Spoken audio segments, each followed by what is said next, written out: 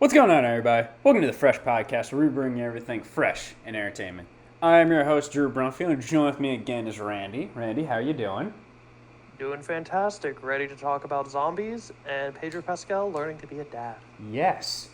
And this week is a very special episode of the Fresh Podcast because we have a special guest with us, Randy's boyfriend and the king himself, Will King. How are you doing? Doing pretty good, Drew. About yourself? Thank you for having me. I am doing fantastic. Thank you for joining. But yes, as Randy mentioned, we are talking about the HBO limited series The Last of Us, based off the video game of the same name. Last of Us was a video game, came out for the PS4, right? Not PS4. Yes, PS4. Came out for PS3, actually. Oh, right, it got remastered for it. You're right, yeah. It came for It got remastered for PS4, and then they just did another re-release for PS5 and PC. So it was a Guess how many of them I've bought? 3 console long story, but people have loved it so much for good reason.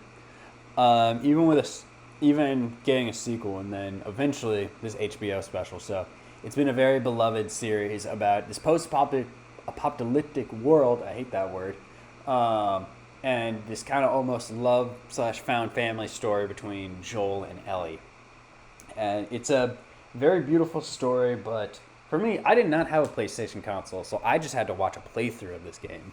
We'll start with you. Can you tell us a little bit about your history with The Last of Us? When did you first either play it, or is this your first time experiencing this story?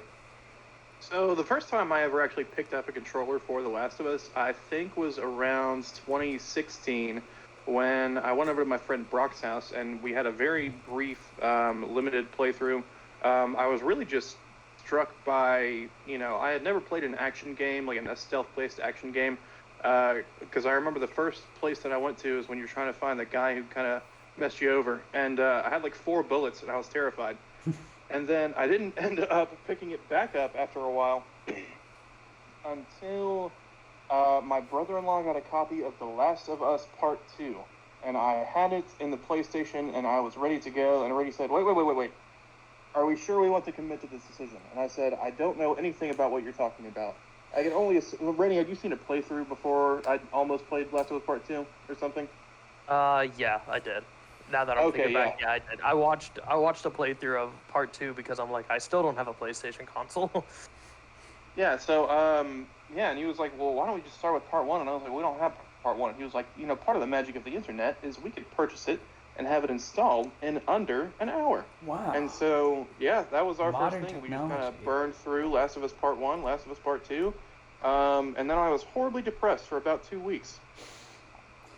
Yeah, so you got the full experience. Yeah, that's a good... Yeah, I was about to say, it's kind of, I think that's what they're going for. Yeah, it's not a happy story.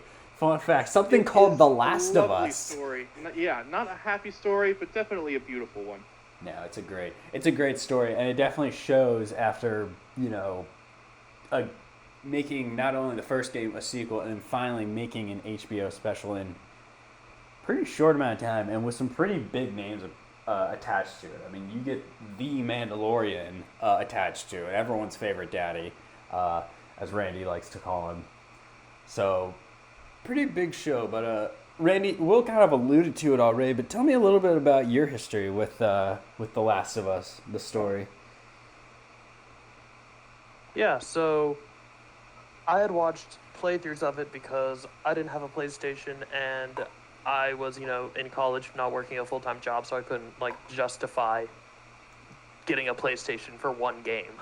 Yeah. Basically. I'm sure it wouldn't be one game. I'd play other things on it, but it didn't really make sense. But I remember hearing people rave about it and whatnot, saying how good it is, so I was like, well, okay, the opposite, or the side effect of not having a job and not a lot of money is you probably have a lot of free time outside of school. So good old college I just started watching.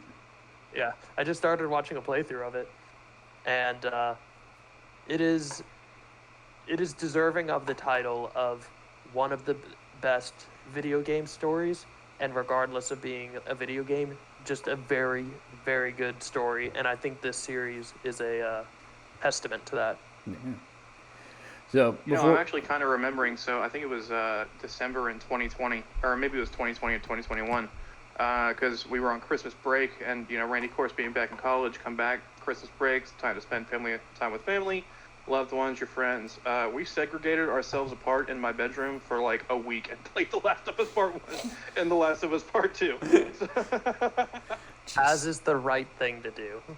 Good old... Yeah, was this... we got to get a new family. Question, was this COVID years? Like when this was this around 2020, so yeah. So yeah, I think it was 2020. You guys had your own little... It might have been 2019. Was it 2020 or was it 2019 to 2020? Like, was it right before the new year? Sure, it was definitely during the pandemic. I think I recall. Okay. You guys had your little apocalypse party, just playing a virtual apocalypse. Zone. Yeah. I was like, hey, a global pandemic sounds really interesting right now. Do you want to play this video game about a global pandemic? A little too realistic now that you bring that up. A little too on the nose. Yeah, let me escape into a very similar situation. Fun. So, but yeah, Last of Us definitely had a big influence on people and came out at a very appropriate time.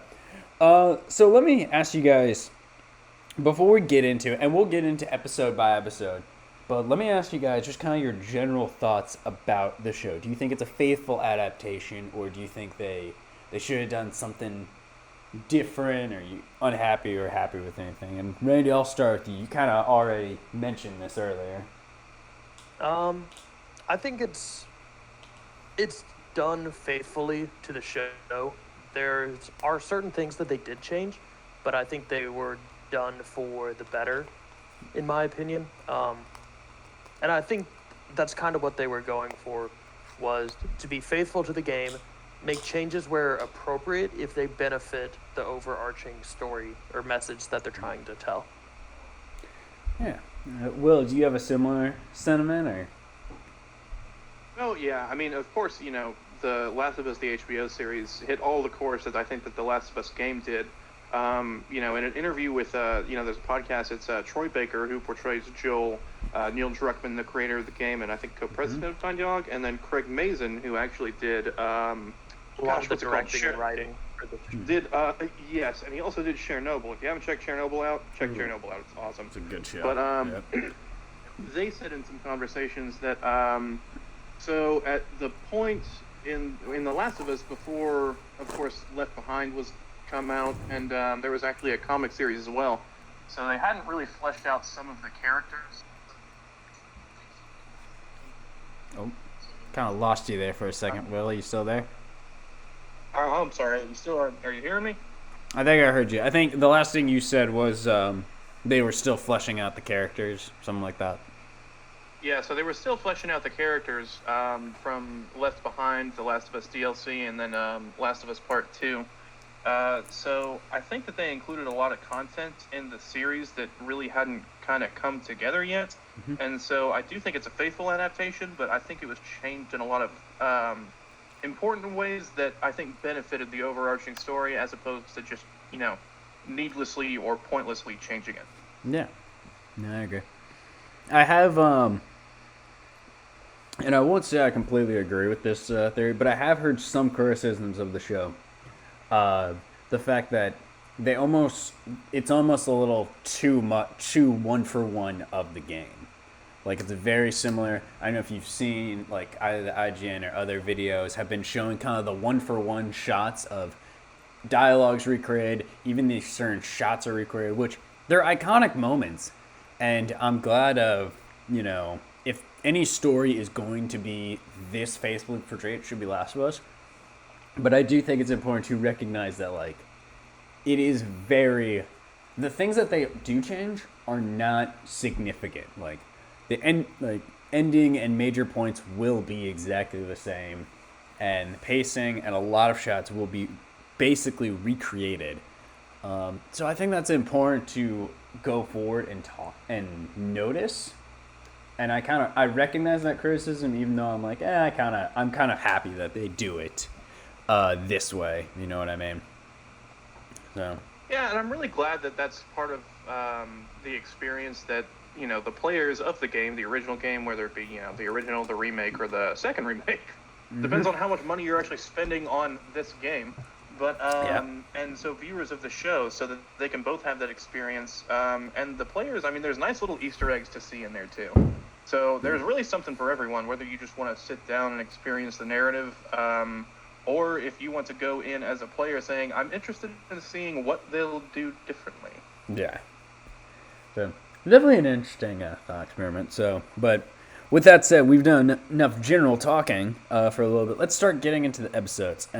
Before we start, I will mention to everyone that's listening, we will only be talking about, the series, episodes 1 through 9, spoiling that, and obviously, because it's been very difficult not to, talking about the first game. That said, I think it'd be important to, let's avoid spoiling the second game. I know it's been out for a while, but because Season 2 hasn't come out and there's a lot of people watching this show that have not played the game or watched a playthrough, let's try to avoid spoiling the second season for that.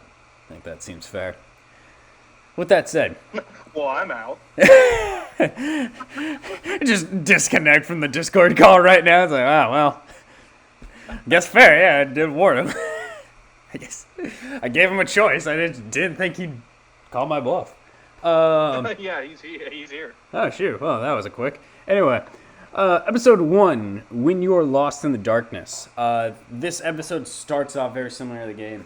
We meet Joel back before the apocalypse happens, and he's with his daughter, Sarah. Loving family, they love each other, and it's great, and nothing bad's ever going to happen to them until the apocalypse starts, and then everything bad happens to him. You also meet his brother Tommy before the apocalypse. Not too much into his character, but he gets fleshed out a bit more later on. And yeah, this episode really is just, and you see a little bit of what happens after the apocalypse, but this episode really focuses on how this world came to be, It explains what this virus is and how it works. And the fact that this is already to the get-go, this is not going to be a happy story. Because at the end of the episode, Joel loses his only daughter to another soldier and just kind of starts in this downward spiral path of his lost his faith in humanity and the world. So, very dark and grim first episode, really setting the tone for the rest of the story. Will, what are your thoughts on this cold open, on this very first episode when it started? So, I mean, and there's a lot to dissect about that because the cold open is like, I think I remember pausing it after, everything with Sarah happened, and Sarah ultimately ends up dying in the cold open. But yeah. So, I'm having trouble having thoughts. I'll have to train thought. You're fine. We can come back to What you. was the question? Just what are your thoughts on this first episode? Okay, and then kind of like meta thought real quick. Was the cold open end with Sarah's death? Yeah, that's kind of where I would cut it off. It's weird because cold open isn't the. I don't know. It's decently ways in there because I guess technically the cold episode- open ends with the cold I'd say open the would be cold- technically that discussion about what this virus is, like the doctor talking about it. Well, that's So- the second episode. not the doctor. It's the TV show. Or yeah, the TV host. the Yeah. night so- Oh, that's when. Well, the other guy was a that's when the cold- doctor. Okay. All right. Okay. Yeah. Yeah. So, okay. So that was the cold open. Okay. Great. Well, let's start that whole conversation again, and you can come back to me. All right. Randy, I'll start with you then. What are your thoughts on kind of that opening with the interview and the doctor, talking about what this disease is? Because that isn't in the game. Correct. Yeah, that's one thing they added in. They added actually a decent bit to this first episode. In comparison to the game, like you were saying, they don't have this Tonight Show type of situation where they explain, hey, let's talk about these weird mind control ants. What? And, here's a doctor to explain, or this weird fungus that mind controls the ants. Yeah. And here's this doctor to explain it and whatnot. But oh, don't worry, It's the harmless. fungus can only grow in ants, and the fungus has to survive in a certain temperature range, and basically our bodies are too warm Yeah. for it. And basically, what they are saying, how it became mutated, or maybe not mutated, 'Cause how it there's two evolved to be able to doctors, survive yeah. in our bodies was basically as the overall temperature of the globe warmed up. Basically, they were saying that the type of fungus evolved to withstand greater temperatures, and that's how it then was able to survive in human bodies. And ta-da! It got into our food supply, You know, and that's how it infected a bunch of people. You know, I completely forgot that this does technically start with a global warming warning. That's how this does start. I That love this that so much. this starts with That's right, climate guys. politics. We gotta do some green energy stuff, or else we're gonna get zombies. Look, I was Yeah, we're gonna get cordyceps too. I was convinced the second Bill 9 came on, said we're fucking idiots, and told us that the world's on fire. That's when I knew global warming was a real deal. But maybe this was other people's warning when the apocalypse happened. I guess. So, but no, it's interesting, and it's one of those things where it's like, I remember seeing like a YouTube video explain like after The Last of Us came out, just like, oh no, this fungus that took over the world is based off a real thing. So I think that's interesting that they took the time to explain to the audience and like, hey, by the way, this is based at like you don't have to look up the game theory video on this thing. This is a real fungus that well, I don't think it'll actually come to the apocalypse. Hopefully not. It kind of it's interesting. National Geographic actually has like a little short video about it, Yeah. and seeing. So apparently, like cordyceps, there are different species of cordyceps that affect different species of insects, and it had this really nice montage of seeing cordyceps grow out of several different insects, and I was like, man, that is beautiful, and it also makes me very uncomfortable. Yeah, I don't like talking about the real life thing that takes over your brain, because that's scary to me. I probably wouldn't do well in a zombie apocalypse. All right, I'm small and skinny.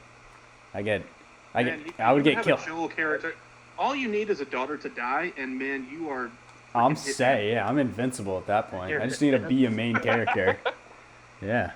I just need a loved one to die. Randy, would you die for me for the apocalypse just so I can be the main character? No. Aw, damn. Yeah. But it would make a great podcast episode. I was about to say, watch Randy die in an apocalypse, and you're like, I guess it's still me. I didn't love him that much. Yes. It doesn't. Ouch. Really was not nearly as invested.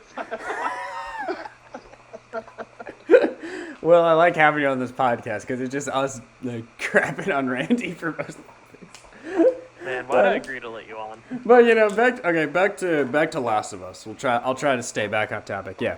So this episode, it's not just the big interview. It also does show what Joel's life is before this apocalypse, and it gives us a little bit more background to Sarah. One thing that I always found it interesting, and this is not only with this series but with the game, is the fact that it's not actually the cordyceps or like the outbreak or anything like that kills Sarah. What it is, it's just it's another human making a bad decision.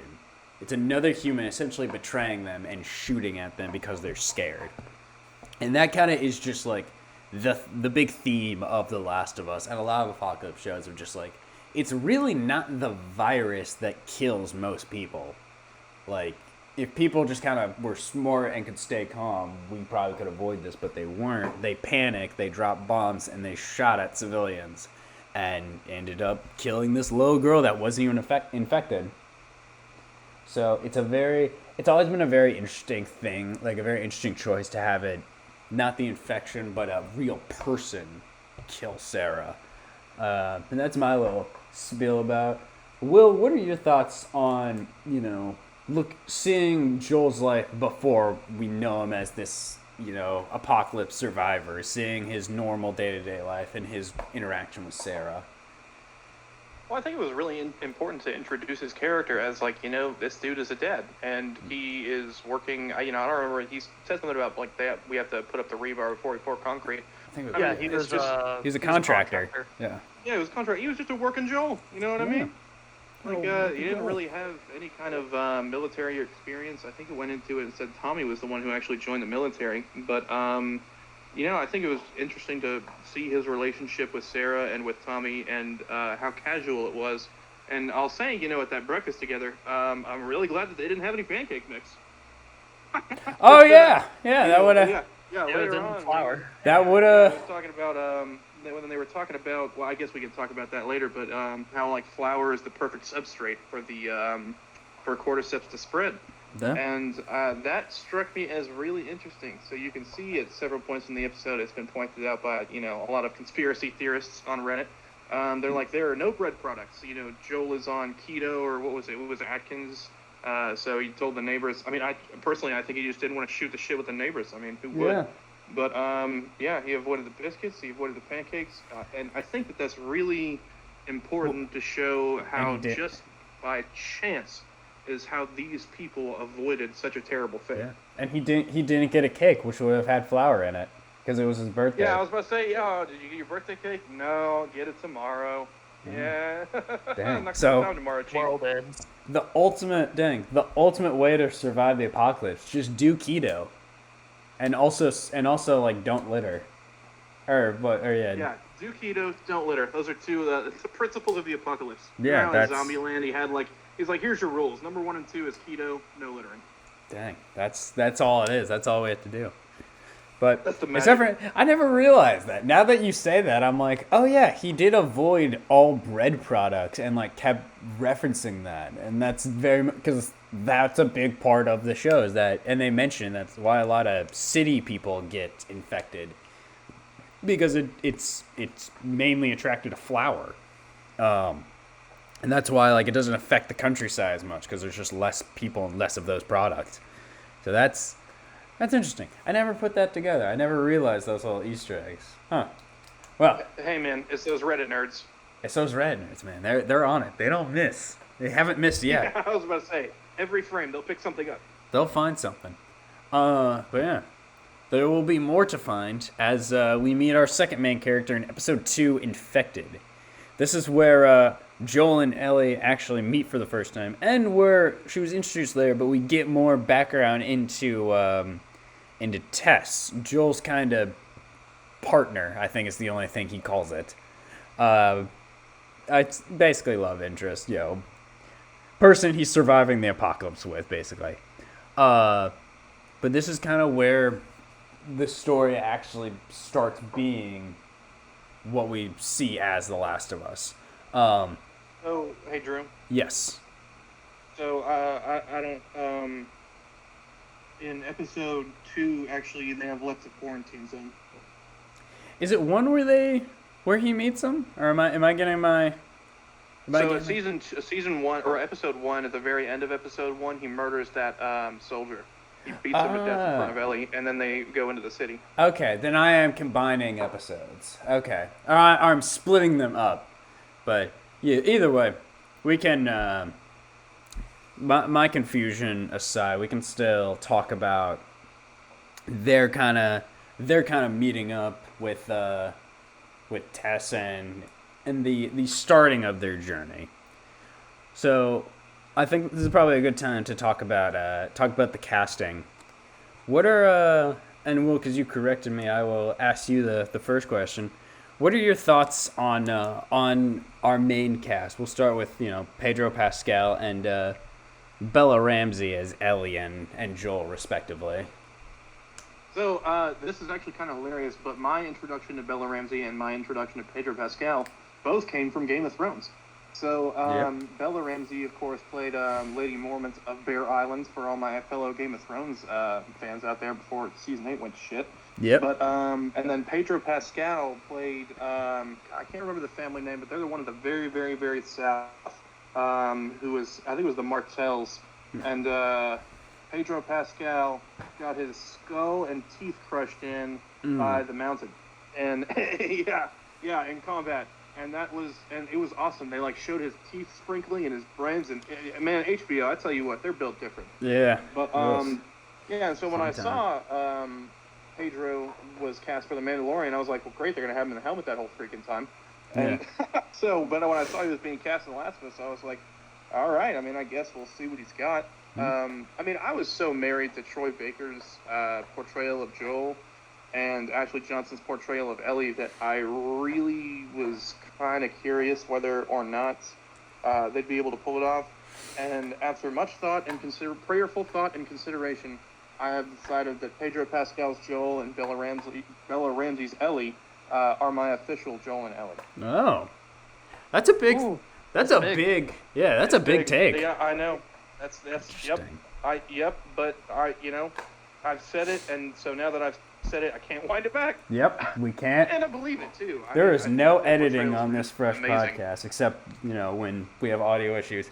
But Randy, what are your thoughts? Do you have a similar take, or what are your thoughts on the casting?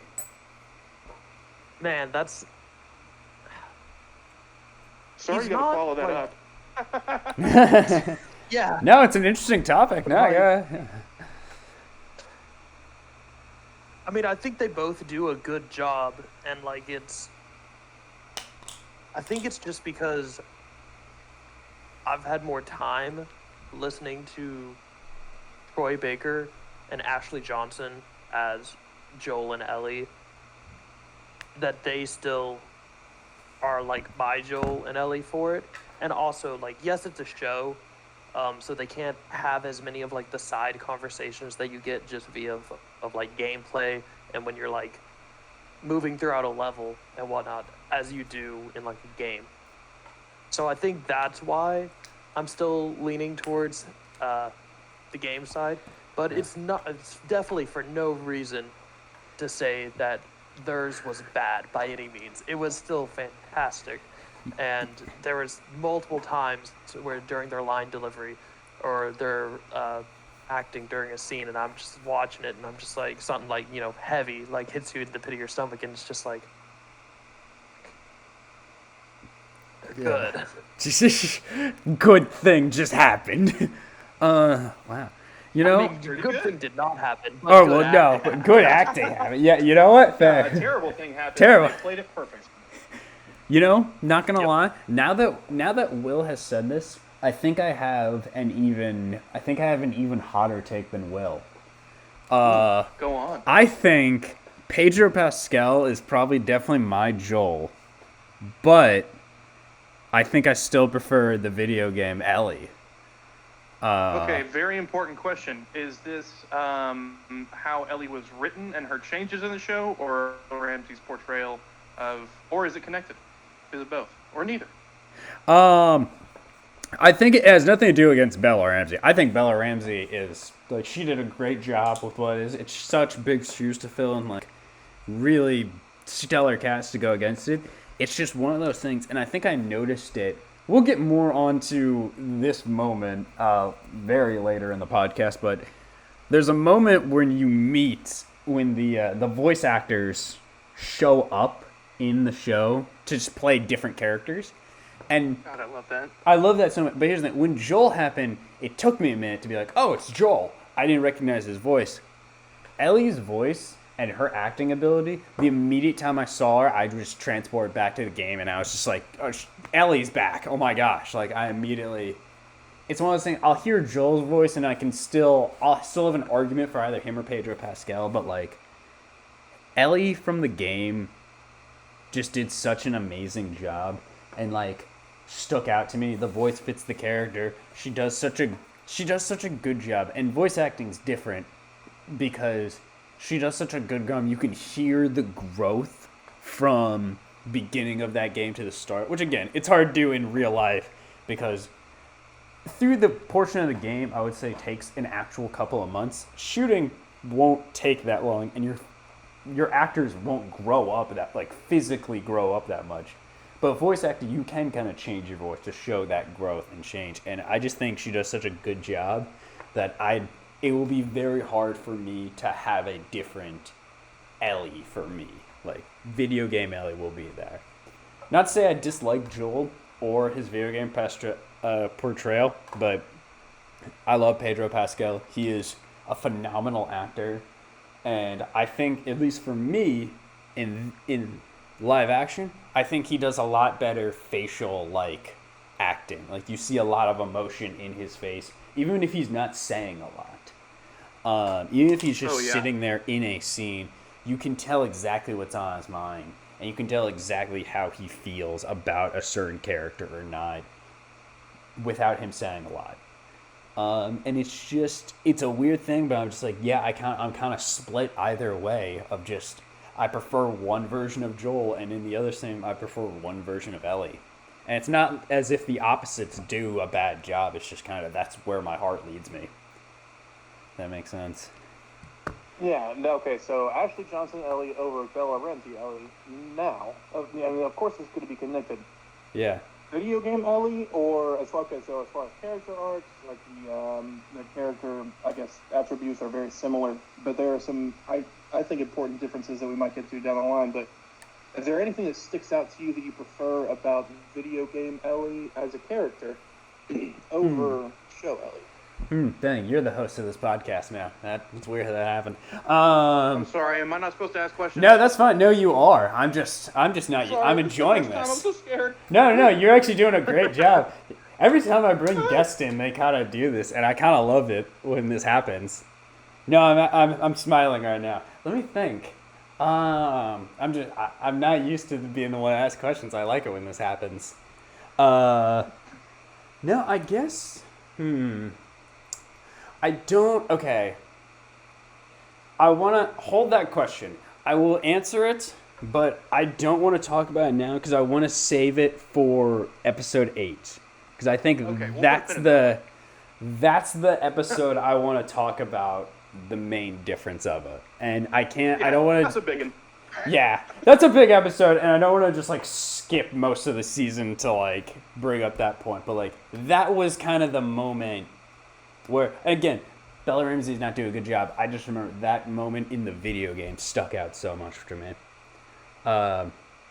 So, again, we didn't really talk about episode 2 too much, but I'll quickly gloss over it because this is when the journey not officially starts, but when they're kind of going through it. This is where they meet the introduction of the clicker for the first time in the series. Really great job on makeup department. I want to bring up is the design of the clickers and all the other infected look just phenomenal in like the way they're portrayed and the way they're great. And it just feels so realistic. There's definitely less of them moving around, but that's just because in a video game you can go and take them out and you need sections of gameplay. Versus a show, you can spread them out a bit more so they're a bit more of like a scare, like a force of nature when they show up. But the big kind of thing that happens in episode 2 is the namesake of the episode, which is this is where Trish unfortunately has to go. And it's a bit different in the show than in the game, but it's still ultimately the same thing of Ellie really, at this point in the story, hasn't really connected with Joel and kind of sees more of Trish as like the guide, like the mentor. She's the one that like I can actually talk to Trish and get a response out of. Joel is kind of stonewalling me at this point.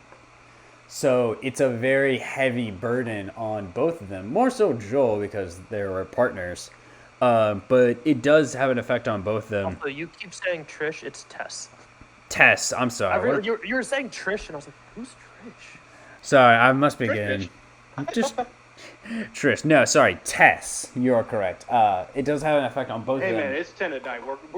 There's a pass on that one. Well, she makes it to episode 2, all right? I'm not going to remember her name. If she made it to 3, I would have remembered her name. But yeah, Tess going does definitely have a effect on the relationship of it. So we'll talk about her character that I don't care too much about, or else I would have remembered her name. But Randy, you're passionate about her name. What are your thoughts on Tess, even though we did not have her for very long?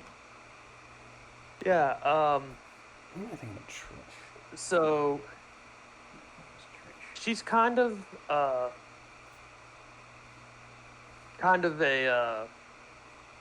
I guess a hard bitch. I'll say it.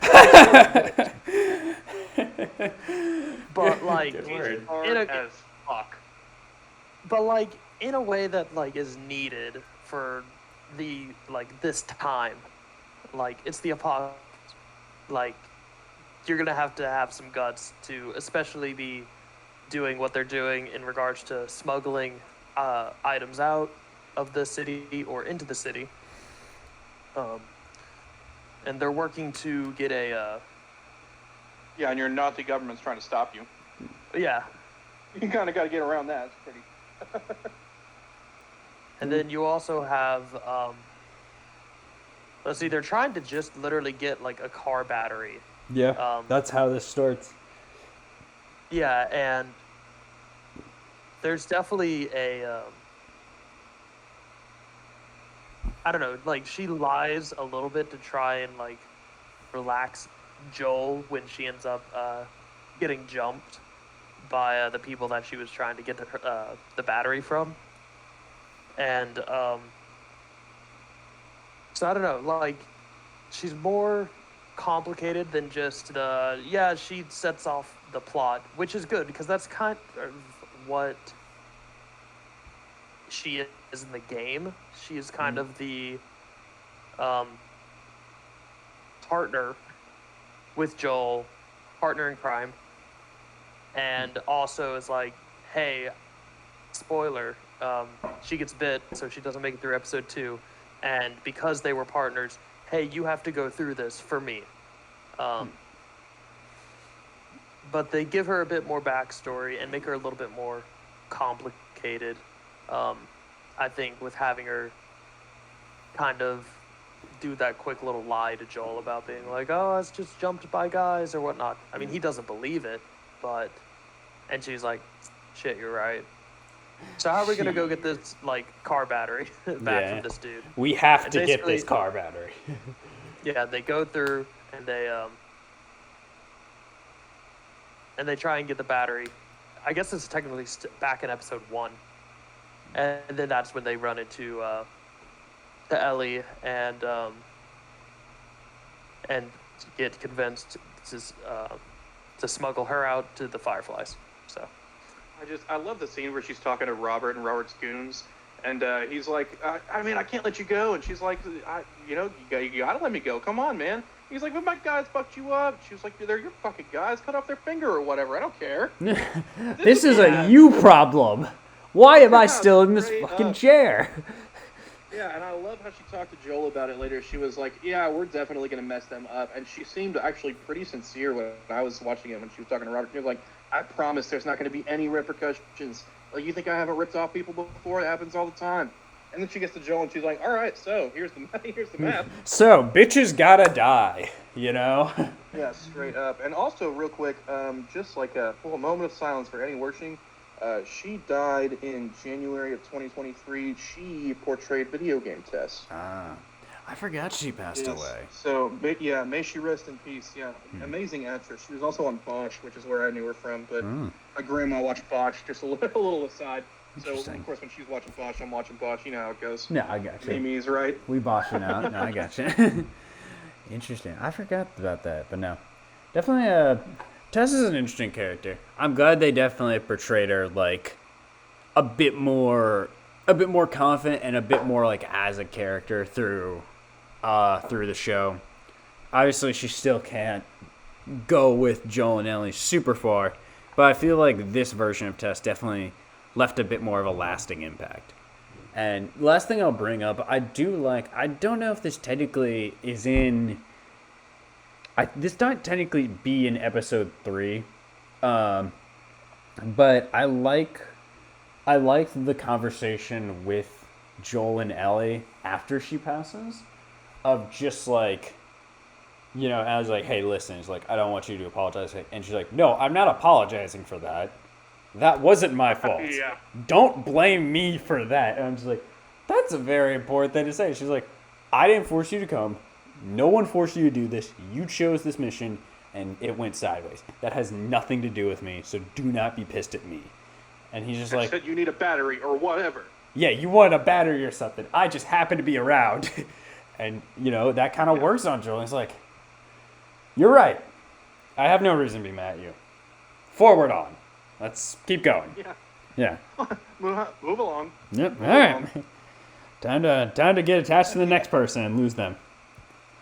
But yeah. I was gonna say, I really like that Tess had a lot because Randy was saying, you know, Joel was just kind of stonewalling Ellie, and Tess was like, yeah, everything's okay. Everything's gonna be okay. She like went out of her way to comfort her, and in a conversation with Neil Druckmann and Craig Mazin, it didn't make its way into the show, and definitely wasn't in the games, but they discussed how they decided on Tessa's backstory that she had a husband and a child, kind of like Joel during the apocalypse, and her husband actually and her son became infected, and she had to kill her husband, but she wasn't able to kill their son. Hmm. So I think it puts Joel and Tess in a similar situation but she's much more open to, I don't know, I guess rekindling that kind of the parenthood there, because in that, when they were overlooking, do you remember when they came out of that building and they saw that just like a bunch of infected on the ground before they actually went into the museum, and they were just like all stirring. Yeah. And Tess said, you're immune, but that's not going to stop you from getting torn apart by a pack of clickers. You're not immune from getting torn apart. It's important. Yeah, it's important. I'm trying to keep you safe, and that is something that and having played the game and having watched the show, I was like, God damn it. Please just live. I was hoping against all hope that at the end of the episode it would be like, no, it's okay, Tess is fine, she's coming with us. But, yeah. There's... Not gonna happen. That happened. Yeah. There's... Can we talk about how uncomfortable that kiss was? Oh, gosh, yeah. The infected kiss. That's a Title IX I didn't issue. like that at all. Yeah. That was not consensual. I don't know. I don't know what that man was doing. I would find it really funny if, we find out later, it's like, yeah, that was totally improv. There was just an extra on set that just had a weird crush on the actress and just did that, and we just left it in. Yeah, I'd be like, we didn't have an intimacy coordinator on set that day, and that extra fucking went for it. That extra just... her awkward emotion and scared face in that's not acting. She is scared for her life, and we just kept rolling. Talk about authenticity. Yeah, and, we had to fire that intern, but it made a great shot. He never showed back up. He's in prison now, but hell of an episode. Very good. But yeah, that is infected. We'll keep moving along here because we have 9 of these episodes, but we definitely will probably need to talk about episode 3 a long time. Episode 3. I would say, and I think most people agree, it is the most different from the show. This was the big, this is not the video game episode, because in the video game, you meet this character named Bill. And Bill alludes to the fact that he had a partner named Frank. In the game, there is no alluding, there is no subtext. You meet Bill and Frank, and majority of the episode is just spent with these two. And I would say that this, almost hour-long episode is some of my favorite television that I've ever seen. And that is a big statement as someone who is a complete nerd. And I have watched a lot of television. I work in a news industry. Television is basically my life. And to say that this is some of, the best entertainment I've seen, I actually cried at the end of this. And I'm not an easy crier. You only cried at the end? At the end when 4 times during. Oh my gosh, this episode was a lot. Randy, we haven't heard from you in a minute. Tell us a little bit about your thoughts on episode 3. When it started, I was like, all right, we're getting Bill.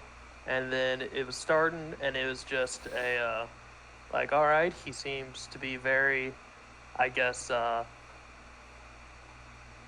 anti-government, conservative, into freedom. right-wing. Yeah. Yeah, real into the government is listening to everything we say, which they are, but, anyway. Well, I would, not into...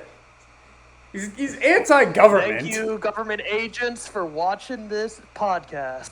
Yeah. Yeah, that's funny. So the government gets this podcast before anybody else.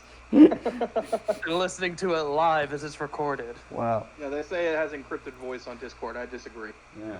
There's a Anyway, guys, there's a sniper rifle pointed at my head right now, so be careful what you say for some reason. Anyway, government. Yeah, go ahead, Randy. anyway, Yeah. so I'm like, okay, I wonder if they're gonna, because I honestly, it's been a while since I watched Will play through the game or like stuff, so I kind of forgot about Bill a little. But I was like, okay, that's Bill, and then like, okay, seems very prepper and whatnot. I'm like, okay, that tracks. Yeah. And then he meets Frank, and I was like, okay, I remember him saying he had a partner, Frank, but I don't remember literally anything beyond that. And then we just get a beautiful, like, episode about two men falling in love and also reclaiming a bit of normalcy for themselves again, of being like, they have that, like Frank ends up coming into his home, they have this nice meal together and sit down and eat, and then Frank notices Bill's piano and whatnot, talks to him a little bit about that. Bill then is like, I actually know how to play a little, and then he begins to play a song. Well, Frank plays first. Yeah. Oh, Frank plays first. Watches it, man. Just Anyway, ruining it. And then Bill starts playing, and he starts playing, I forget the name of the song. But basically it's some love song about a lost lover or someone you were interested in or whatever, the one that like got away in essence. And Frank goes, so who was the girl, that he was singing about? And he's like, there was no girl. And I'm just like, because I forgot that and they Bill were goes, partners and nah. like partners. Bill with the in the ultimate game. riz goes, yeah, I know. I'm just like, oh my god. Yeah, because they allude to it slightly, to where Frank's like feeling it out. He's like, is he one of them homosexuals? He's like, I know I don't. To where like, Because what's the line with like the wine? He's like, no, rosé goes with rabbit. And he's like, I know I don't look like the type. And he's like, no, you do. No, you do, yeah. Oh, yeah. Also, shout out to Nick Offerman for the most awkward kissing scene in the entire world. That first that was so fun to watch. That was weird. but anyway, Yeah. so basically the entire episode takes place, and we just get to watch these two men rediscover a sense of a normal life. And they even try, like, Frank is, like, really trying to have, like, a normal life. And he's like, we're gonna have friends. So this is why, like, the place needs to look nice. We're gonna paint the whatnot. fence. And I'm just like, wow. Yeah. He was like, I'm restoring the boutique. And Bill's like, God, good Lord. Where does it end? Yeah. And so the friends that they end up having was Joel and Tess. Yep. And they're kind of one of their contacts in regards to getting like certain items and whatnot into the QZ, and vice versa and stuff like that. And it's really funny because it's like Tess and Frank have this connection because they're like, this is nice. We're having friends. We're being friends. It's just like, me And and then just Joel and Bill are both there, just like, they put you up to this, didn't you? Yeah. They're like, yeah. I'm not He's like- I'm not gonna stop And, pointing like, this. Bill literally has his gun out the entire time, and Joel's like, put that fucking gun out of my face. No, Joel. No, don't you Yeah. remember? Joel's like, yeah, know no, I'd Joel do the said same. that to Bill. Yeah. And he's like, I mean, I'd do the same, but you better get that gun out of my face. Dude, I expected the entire time it to pan under the table, and Joel also has a gun pointed under at him. That would be very Joel. That was like my entire thing. I was like, when are they gonna show Joel's gun pointed at him? Because Yeah, I let's just go and get an old Western showdown. yeah. Yeah, I love that Tess was so normal in that conversation because we get to see her as a hard ass. We get to see a little bit of her as a little bit of her as a parent, and then we get to see her being a totally normal person. And I'm just like, man, this chick is adaptive. She is. She knows what she's doing. She's like, it's better to have these people with a literal city under the control and almost limitless resources as our friends, Joel. They're gonna like us. They Out literally. of curiosity, sorry, go on. No, go ahead. No, ask your question. Did y'all watch Parks and Rec? Yes, I did. So it was very weird to me saying I remember I texted Randy mid episode it was probably like towards the end, and I was like, I was not mentally prepared to cry over gay Ron Swanson. And that's all he'll ever be to me. But That's exactly what he is. He's gay Ron Swanson. but it's like, gosh, he's still really good. He is. He's great.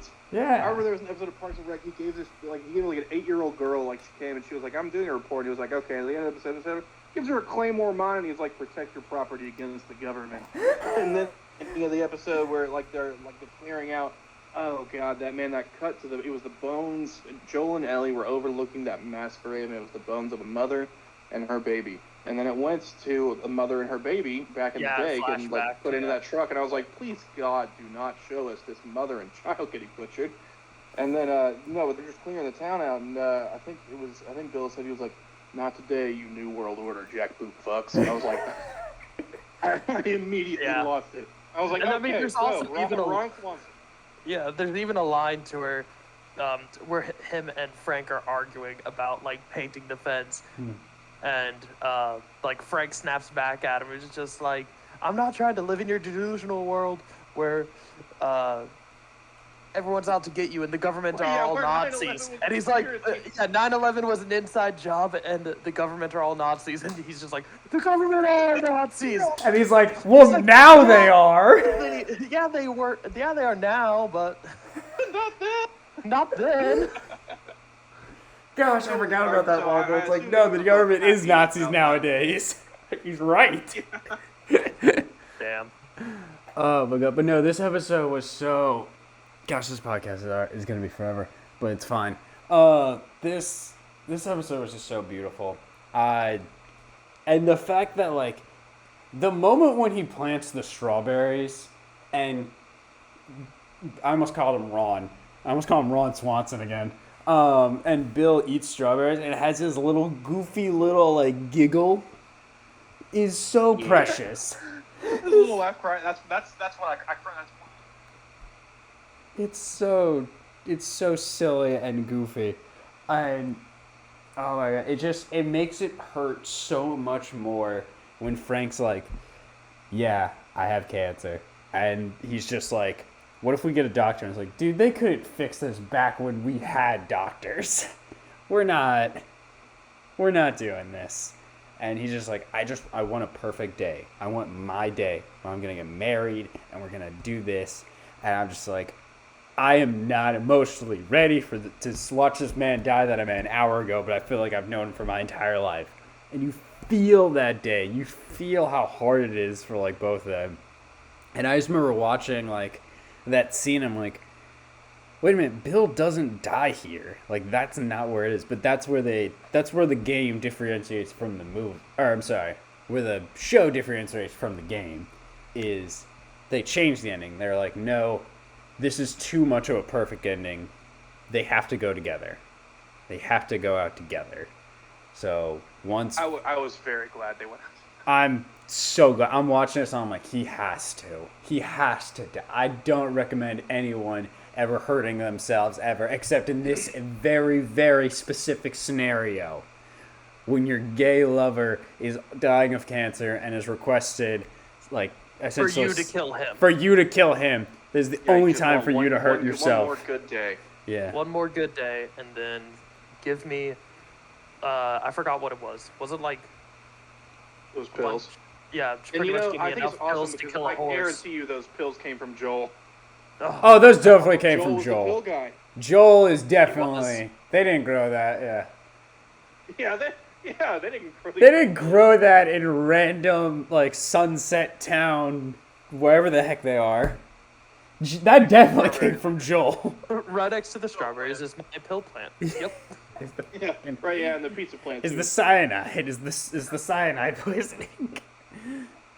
Yeah, I was Don't really even- happy with the adaptations that they made from the game. Although I was very skeptical of Frank up until the very end, because there's a scene in the game where like you kind of had to go digging for it. But Joel picks up Frank's suicide letter. Frank in the game, of course, had been bitten in pursuit of a car battery or a truck battery, and he was like, "Yeah." Nope. Well, you kind of cut out there for a little bit. What did you say? What do you remember from the game? Oh, so you find Frank's suicide note, and he just tears into Bill. He's like, I hate this town. I hate you. I would rather die than spending another day with you set in your ways. And so when Frank was introduced in the episode, I was like, I think I told Randy, I was like, that's that whore. He's gonna mess Bill over. It's not gonna be good. And then when Frank was in the wheelchair with they were a little ambiguous about it. I think you said it was cancer. Whatever kind of It was muscular disease it may have been. It was something that wasn't the actual infection, because he said they couldn't cure this when the world was put together. Yeah. So I was, because I have a friend with MS, and that she has described situations where it's just she's like, yeah, my body just doesn't do what it's supposed to. But yeah, and so I was like, I think I gave up on that. I started to trust Frank at that point. I was like, okay, I think he's cool now. He's in a wheelchair, literally dying. It's cool now that he's about to die. I Yeah, guess I was can up until the trust end, I was him. like, I think I can get on board with Frank now. Yeah. Yeah, but I was just scared that whole time watching this beautiful love story evolve, and I was like, this is either a true divergence for the game, or these writers are sadistic. They They're are. just they're just terrible people. They're like, let's make you suffer as much as possible. Yeah. In a show where it's very much almost one for one for the game, this was an amazing choice. This was such a good choice and such a good thing. And honestly, I told this to our friend Seth, because he was like, I played the game, I don't want to watch the show. Like, I know what's going to happen. I told him, like, look, if you don't watch the show, that's fine. Whatever, I can't force you to do anything. But you are missing out. At the very least, just watch episode 3.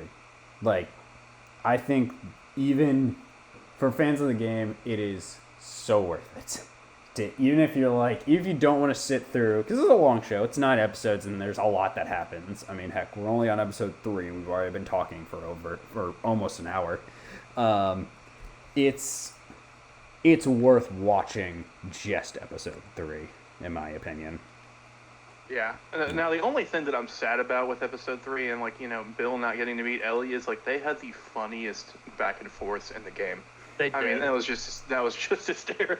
Yeah, I think, because I told Randy that when I just watched it, he was like, they had back and forths, and I showed him, a 10-minute compilation of just all the things they said to each other. And we were both we were rolling. I mean, Ellie is just, oh my gosh. Dude, this version of Bill would be great with this version of Ellie too.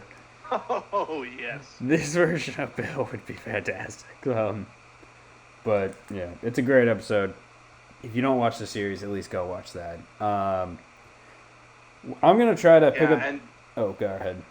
Sorry. Yeah, the window at the very end. Oh my gosh, the window. I mean, of course, that's the perfect way I think to end off on that. But I mean, the letter that Bill left to, and I love that Ellie, when she read it, it was like to whomever, but probably Joel. Yeah. And she opened it up and read it, and she was like, "Yeah, I just kind of assumed I was whomever." And then Pedro's as Joel having to leave the house as he mentions Tess after this colossal failure of his to protect her. Bill's like, yeah, use all my shit to protect Tess, and Pedro's like, well, I'll scratch that one off the list. We'll just change the name real quick. Yeah, pop Ellie in there. Yeah. He would have liked you. So yeah, gosh. This episode's fantastic, but we got to pick up the pace a little bit. So with that being said, moving forward, I'll talk about episode 4 and 5 because they're really connected. We'll talk about them kind of in one breath, in one discussion, because this is when they get to, I believe it's Kansas City. Yeah, that's where it is. It's Kansas City, and they get kind of stuck in this area. And this is where we kind of meet one of the other factions of the world, because we have the Fireflies, which are like your freedom fighters or terrorists, depending on your viewpoint of them. Then you also have you're on. yeah. Then you also have the government, who, as Bill describes, are Nazis, which he's kind of right. And then finally, you have the rebels, the people that are like, we overthrew the government, yeah, and who are also Nazis. Nazis is a strong word. Who are also terrible people. So there's no really good faction, at least not until like you meet the people that are just like, we just left society. So this is where you meet those guys, these rebels, and more importantly, this is where you meet both Sam and his brother Henry, who were, snitches. They told the government where certain people were, and when the rebels took over, they took revenge on them. Okay, well, Sam didn't tell them shit. Okay, Sam, no. Sam is a deaf kid, but Henry did, and Sam had the unfortunate to be Henry's little brother. So, it's how it is. Anyway, these two are kind of on the run from Kathleen, who I would describe as the world's most violent soccer mom. I don't know if anyone else got that vibe of like, Dude, she seems so sweet.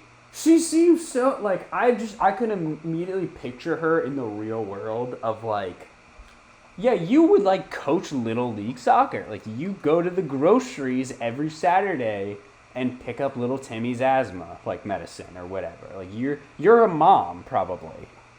And then, but in the apocalypse, no, she's a rebel leader that will just shoot a child if need be. She's so excited to shoot Sam. She really wants to do it. So I talked about it a lot, but let's just because I brought up. Will, what's your thoughts on Kathleen, the rebel leader? Kathleen, well, so of course Kathleen, portrayed by Melanie Linsky. She was in a ton of other things. She was in Sweet Home Alabama that I lived with my mom. And she, what's it called? The Perks of Being a Wallflower, which was like a really good LGBTQ friendly movie. And she just plays such sweet characters. So seeing her she's the world's she's the soccer mom of the world. Yeah. And so seeing her be this this, I don't know, rebel hell bent on revenge, that kind of messed me up a little bit. But I think that's kind of what they were going for, a very nice, sweet. So I wonder, my sister teaches kindergarten. And I wonder what would happen if the world ended and my sister lost someone very important to her. Knowing my sister, I'll tell you, she can do some crazy stuff. But I just kind of feel, I don't know. And her brother was an idealist, and so in this conversation that she was having with, who's her right hand man, Perry? Is that his name? Yeah, something like that. Yeah, Perry the platypus. Perry, portrayed by Perry, something like that. Yeah, it was Perry something. Who Perry in the show was? I think it was. Who was it? Tommy in the game? Yeah. Yes. It's Tommy's voice actor from the game. Is Perry. Yeah, game Tommy with the world's coolest beard. Oh my gosh, that man looks so. How is he not the rebel leader? I know, right? If you see a beard like that, you're like, I don't know who he is or his ideals, but I tell you what, he'll lead us to victory. I'm following that guy. Oh, he's a Nazi? Well, I guess I'm here. Yeah, and so that's the interesting part. Oh. Will, you're cut out a little.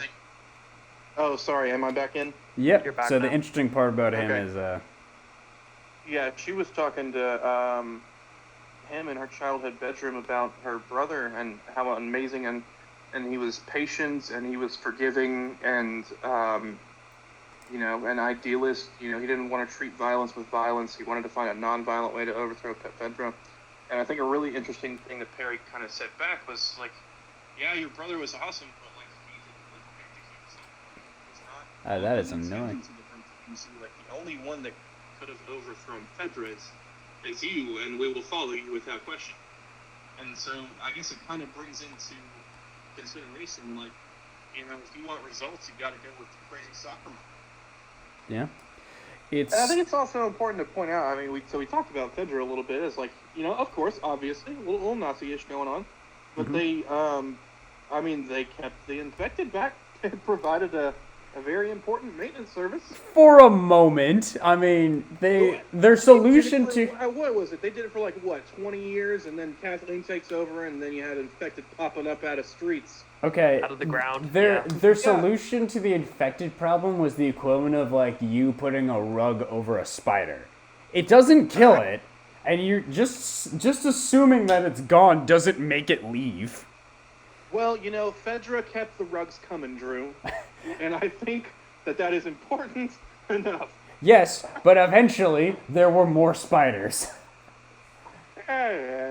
And that is... Yeah, I suppose. I suppose.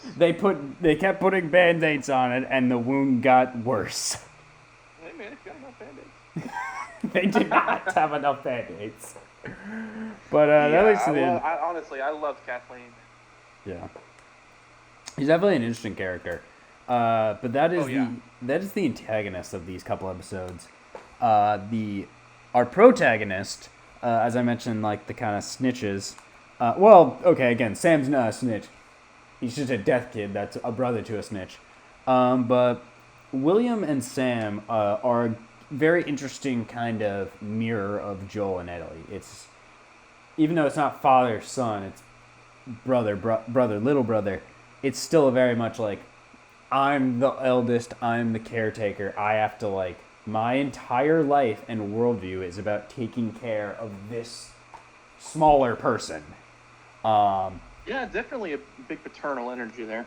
Yeah, it's a very important thing, and gosh, it makes you just really... This was the moment where I was like, oh my gosh, please don't do what you do in the game. I can't. I don't want to see it happen, but they don't. They do what they do in the game, and we know what happens.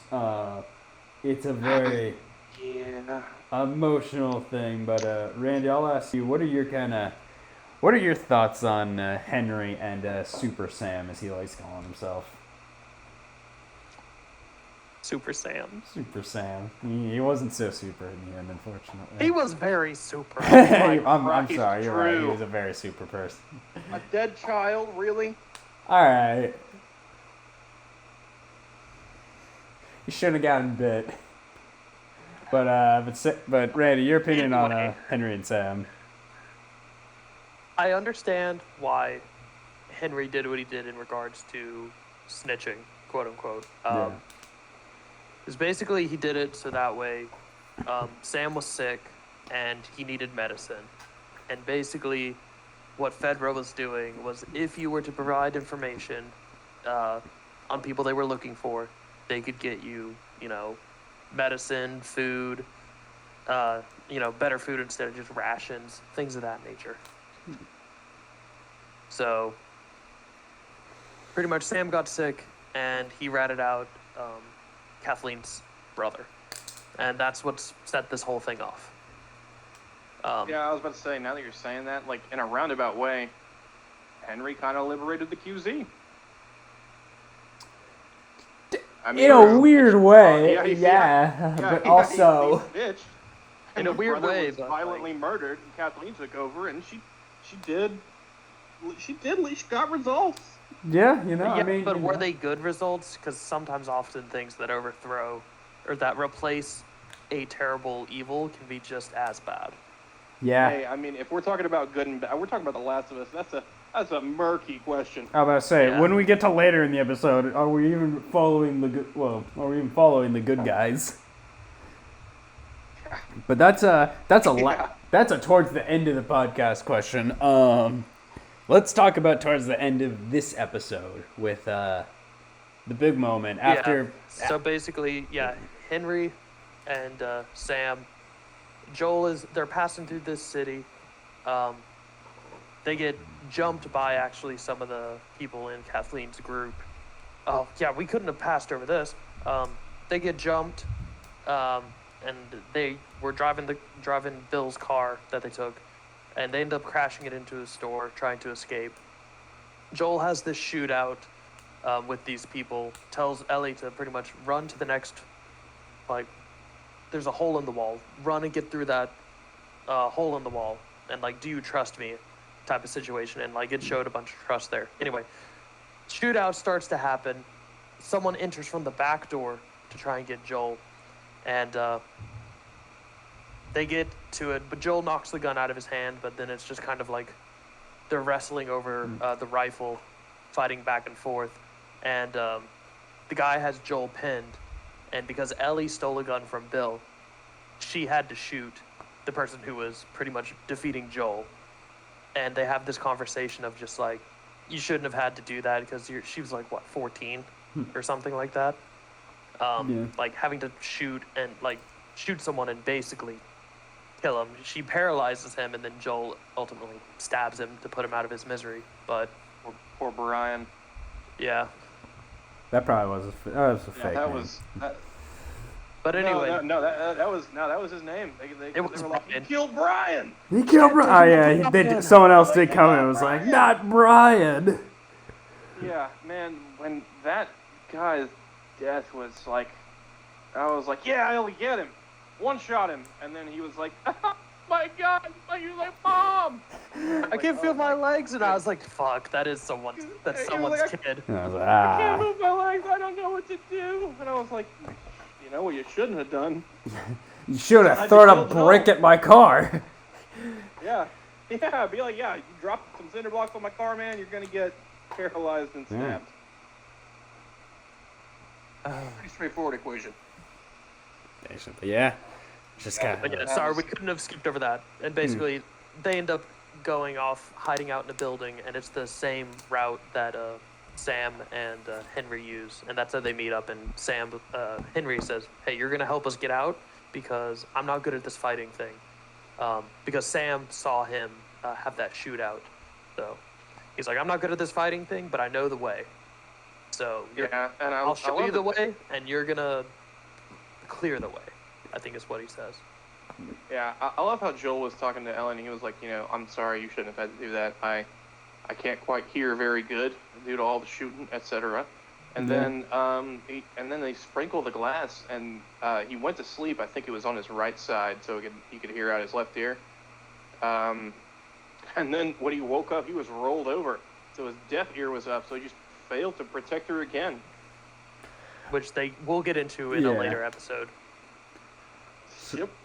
So, but all that does culminate into what we've alluded to a lot of after they do agree to help and they do the Last of Us thing where they start bonding. Ellie and Sam start getting a really cute, fun relationship. They're like siblings. Oh, that's adorable. And you keep thinking that, oh, maybe we're gonna get another pair to this group. Our group's getting bigger. Yeah, this is gonna be fun. That's not what happens, and the writers We're a quad now. Yeah, we're a quad. That's not what happens. During a big shootout and infected, because hey, spoiler alert, more rugs doesn't solve the spider problem. If we keep going to this analogy, because more spiders showed up, and a big spider showed up. And killed a lot of people. Can we talk about the head rip? Oh my gosh, yeah, from the bloater. Gosh. Yeah, when the bloater head ripped. It does the exact same animation that is done in the game for it. Yeah, that was a big one. I was actually, like I was saying, the Redditors, one of them was like, this was not a realistic depiction because I didn't die to the sniper 20 times. Oh yeah, with that level where I remember that. On the building for where they're going, and Joel has to work his way around to get behind him. Yeah, I love how Joel even said, he was like, yeah, he's a shit shot. That was sad. That was a lie. He wasn't. He was not a bad shot in the game. It was also sad in just in the show though, because he gets up there, gets behind the guy, and I think the guy is reloading, and that's when Joel gets into the room, and the guy slowly turns around, and Joel's just softly, don't. Yeah, he's like, please. All you gotta do is put the gun down, give me the gun, stay up here for an hour. We're leaving. Yeah. And then Eddie's like, please. And the guy turns around to try and shoot him, and of course Joel kills him, shoots him. But it's just dude, all you had to do was just stand down. Okay, quick question though, or maybe not a quick question. do you think that old man in that tower with that sniper was trying to kill Joel, or do you think he committed suicide by cop? A little bit of both, probably. I think he probably was like, this is my deathbed, but like, what's worse, just chair. dying to this stranger or waiting until I get caught and having to explain to the rebel leader that I didn't kill anyone and they stole my gun? I think he just kind of... The look on that old man's face, yeah, it was sad. I think he kind of just assumed he was dead either way, so he's just like, I'll just die by Joel. Or suicide by Joel. Not a good situation to be in. Nah. I think he's like, One time, Joel tries to go for mercy. You know what I mean? Yeah, you know, it's a rarity. Yeah, he was like, oh man, this old man, he's trying to do his thing. He's just doing his job. He's just trying to... Yeah. I did have Oh, God. the idea that, like, I don't know, part of me always thought that, like, even if he decided to just put the gun down and walk away, Joel probably would have still shot him. Knowing Joel and what he does later. Yeah, Joel mode. Joel, I don't know if he's like, yeah, you can stand behind me as I snipe. No, I don't think he's living. I don't think that old man was getting out. When we do the later discussion, I'll bring some of that up. But can we talk about like the little like the kid clicker? Yeah, the little girl that was Actress chasing for Ellie. that? I assume she was some sort of gymnast or something. Yeah. She was a contortionist, man. That freaked me out. She was so good. She was so fucking scary. And I don't know if you guys noticed, but she was wearing a Blue's Clues shirt. I was really Oh God, no. that's even worse. No. That somehow man. makes Clicker sense. in a Blue's Clues shirt. Oh God, Yeah. that makes that so much worse. Yeah, and what was her name? What was her name? Kathleen. Kathleen's like, kids die all the time. That's who fucking killed her. Forgot about that Fucking line. kid. He's just like, he's just a kid. The Kids. Yeah, Henry's like, he's just a fucking kid. She's like, kids die, Henry. Kids die all the time. And this little clicker kid with a Blue's Clues shirt and pajamas. I'm gonna kill you, bitch. And she's like, adults die too, motherfucker. Yeah. That kid was like, say what? Sometimes we come back. But yeah, gosh. All right, is there anything else? Can I talk about the end of the episode? Oh yeah, I'm sorry. Go. Yeah, No, go, you're go good. ahead. Just like there's been there's so many times like, guess. can we talk about? I'm like, oh my gosh, there's a lot in this one episode. Screw this time restraint that I tried to give ourselves. Anyway, the end of the episode. Yeah, little. I almost call him Billy. Sam gets bit and he's like, I don't want to turn into a monster, which I'm just like, oh my gosh, this is too much emotion right now. This little kid having to write out that he's scared of turning into an infected on this little notepad thing. And poor Ellie, who thought she was a superhero, tries to clean him with her blood, and I'm just like, that's not how science works, kid. I'm sorry. And I wish it was. I wish but that's it's how not. it worked. I was really hopeful. I actually was when I saw like when she was like, yeah, I'll stay up with you. And I thought it was so sad when he was like, do you think that they're still in there? And I mean that kind of hurt. Gosh, and then it ends up not working, and Henry has to put down his own brother, and it becomes too much for him. And then our quad becomes a duo again. Allie has to ride up. The quad became a trio. It was a trio for about 10 seconds. Yeah, it was a very short-lived trio. And then back to a duo. Ellie's little I'm sorry message to Sam. To Sam that hit like a truck. And Joel just does not know how to deal with this right now.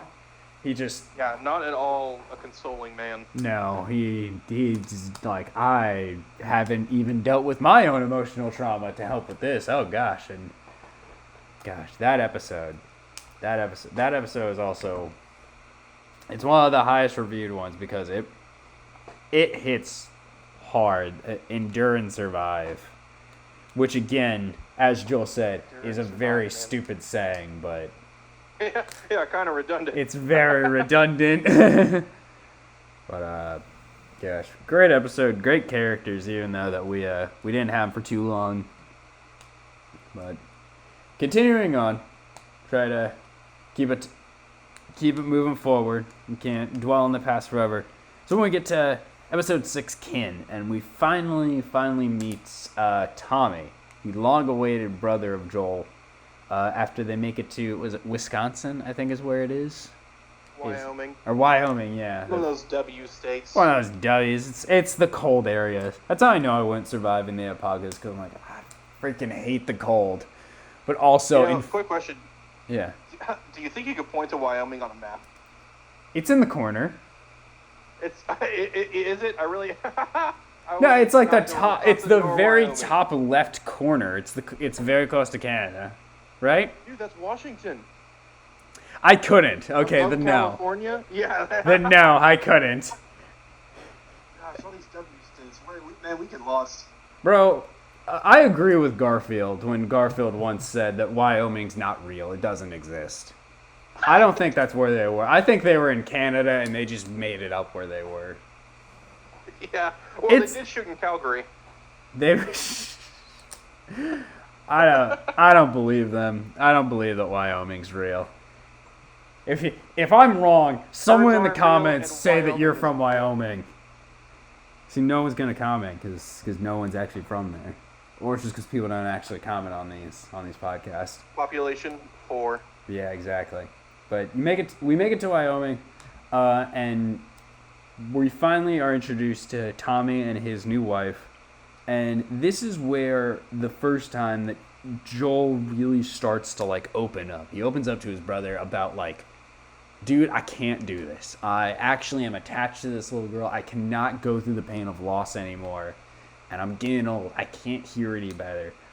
He gets nightmares about not being good enough to save her. Like, that's just constantly keeping him up. And it'll play into the big finale of why he makes his decision. But this is where probably one of my favorite, I don't know if I say my favorite, but one of like a really important thing happens in the game, and it is done one for one exactly in the show, and it's that scene where they fight for the first time, or like really have an argument for the first time, of just like, you need to go with Tommy. No, I want to go with you. You're my caretaker. You said you protect me. I can't, but they start yelling at each other, and I'm just like, just say you care about each other. God damn it. Just say it. And so a lot of emotions in episode 6. Got these two people who despise being vulnerable. Exactly, and it's just hard for them to connect. But Randy, tell me a little bit about episode 6, Kin, and kind of talk to me a little bit about where Joel and Ellie's relationship is at this point in the story. Yeah, at this point in the story, it's finally gotten to the point of they've been able to bond kind of over both Tess's death, Bill having to mention Tess, so I guess Tess again, Yeah. and then Henry as well. And they, I believe, Sam. between Endure and Survive and Ken, we also have a traveling montage. And where they kind of get to know each other better, and also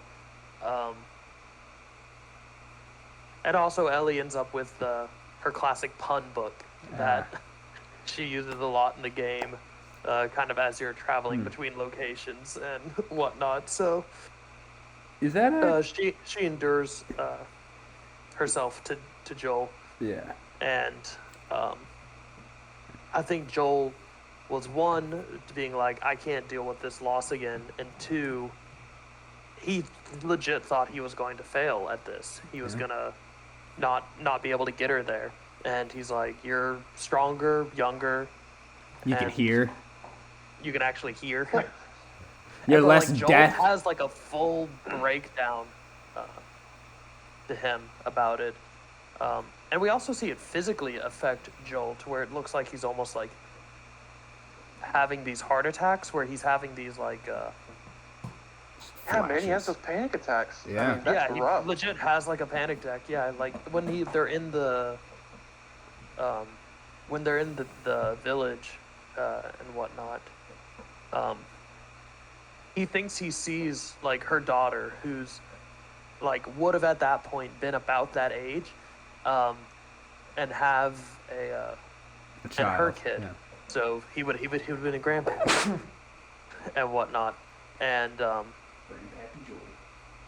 so him seeing that just also reminds him of his failure, and so he pretty much begs Tommy to take her, and he agrees to it. But then Ellie and Joel have the classic scene of where she pretty much also breaks down. It's just like, I want you to fucking take me because everyone in my life has either died or left me.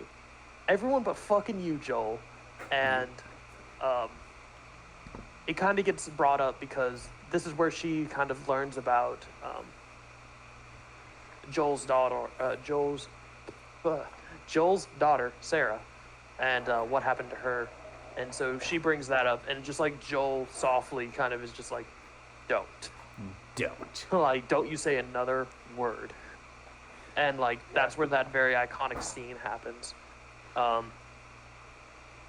Joel eventually does agree to take her, and they end up, let's see, is it in this one?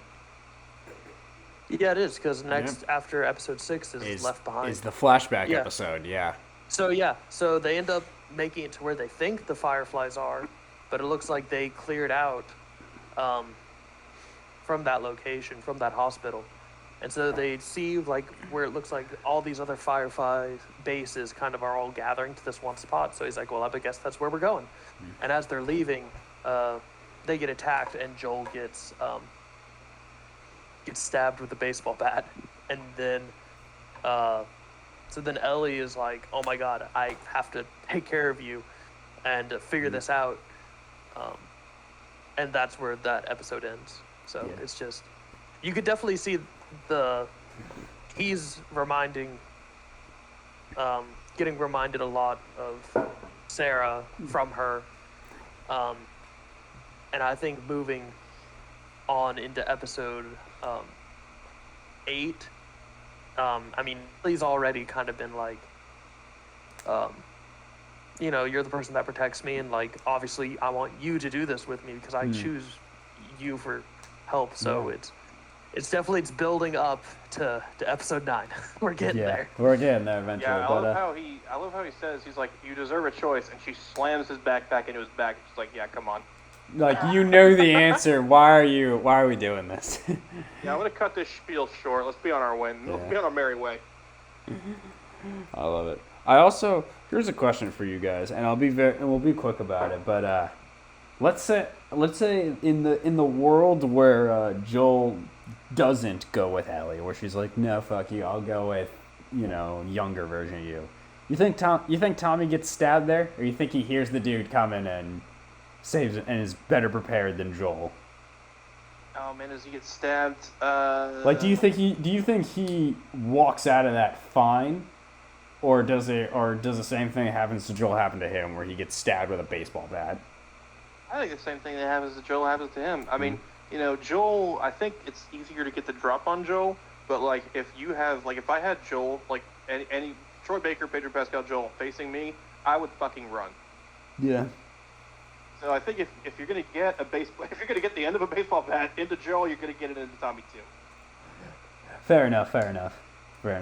So probably didn't matter too much, that decision, but let's move on to, as Randy alluded, Left Behind. This is the flashback episode where we get a little bit more of Ellie's past, and we get to see like what her kind of, not really teenage years, because this isn't too far in the past, but like earlier life was, when she was getting trained in this military camp, and she met her friend, who her and also like her little crush, and this is where, you know, we kind of see why Ellie is the way that she is, and the fact that this, she was so close to like having this perfect match. They were gonna leave the Fireflies. Um, her friend showed up. I keep trying to find her name. Riley is her name. Riley shows up and is like, here's this wonderful place. Here's this fun mall, and it's such a fun and joyful moment that eventually we know how it ends because we know where Ellie ends up. But it all just kind of culminates and ends to both of them getting bitten, and this right after, like immediately after, they're like, "Yeah, I like you too." Like, what should be such a happy and joyous moment for Ellie is cut incredibly short when they get bitten, and unfortunately, that's just how the story goes. Is one person turns into an effective, and Ellie just stayed the same.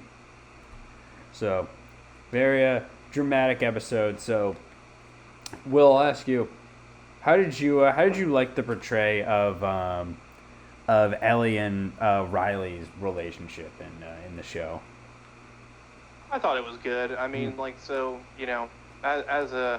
me and Randy are two people of the same gender, so I thought it was a pretty accurate portrayal of like, I don't know, kind of beating around the bush with your friend, like testing the water, seeing what's going on. But like, are you? Yeah, I don't know. Maybe? I don't know. Yeah, perhaps. Who's to say? But yeah, I really liked Riley and I liked Ellie, and I liked that they were such good friends, and I liked the age gap because Riley was like, we see Ellie as such a take charge, go getter, but she deferred to Riley in a lot of ways, because Riley busted into her room in the middle of the night and she was like, yeah, let's go to this mall, and Ellie was like, no. And Riley was like, let's go to the mall, and Ellie was like, oh, okay, fine, let's go. Nah. She doesn't take the lead. She's kind of playing second character, but yeah, I really like seeing it. I like seeing what they did with the mall. I'm very glad that the mall looks so good. I'm glad that we got the Halloween shop. There was not nearly as much conflict during the show's adaptation than there was in the video game, because of course, it being a DLC. There was a lot of action there that did not find its way into the show whatsoever. I mean, there were like 12 clickers in the mall in the game, and I kind of missed that a little bit. But I really liked after Ellie was bitten and Riley was bitten. Ellie takes a baseball bat, starts smashing shit, and Riley is just despondent. I mean, and then I don't remember exactly what Riley said after her, but she was trying to. They were going over their options, right? Yeah. And they were like, yeah, well, we kill ourselves or we don't, essentially. Yeah. And she said, we all have a limited amount of time, but, we take as much of it together as we can. Now, a question I have for Randy and Drew, you guys. It's not explicitly said, do you think that Ellie killed Riley? She did. I think she had to, yeah. I don't think 100%. It's said, but I think that's probably what happened. Yeah, I don't like. I'm glad we didn't have to see it. Yeah. Agreed. But almost certainly yes. Because also, Randy, as another gay person that I know, what do you think about it? About their relationship and about how they kind of came out to each other. I mean, I'd say that's pretty accurate in regards to being young and figuring out this person that you have a crush on. I mean, even regardless of if it's the same gender, I think if two young people have a crush on each other, you're gonna kind of beat around the bush a little and be like, I don't know, are you interested? Are you interested? Maybe even more so for queer people, just because it's just if you're really not into it, this could destroy our friendship. Yeah, like Riley passes a note to the clicker, passes a note to Ellie, be like, do you like me? Check X, check no. Yeah.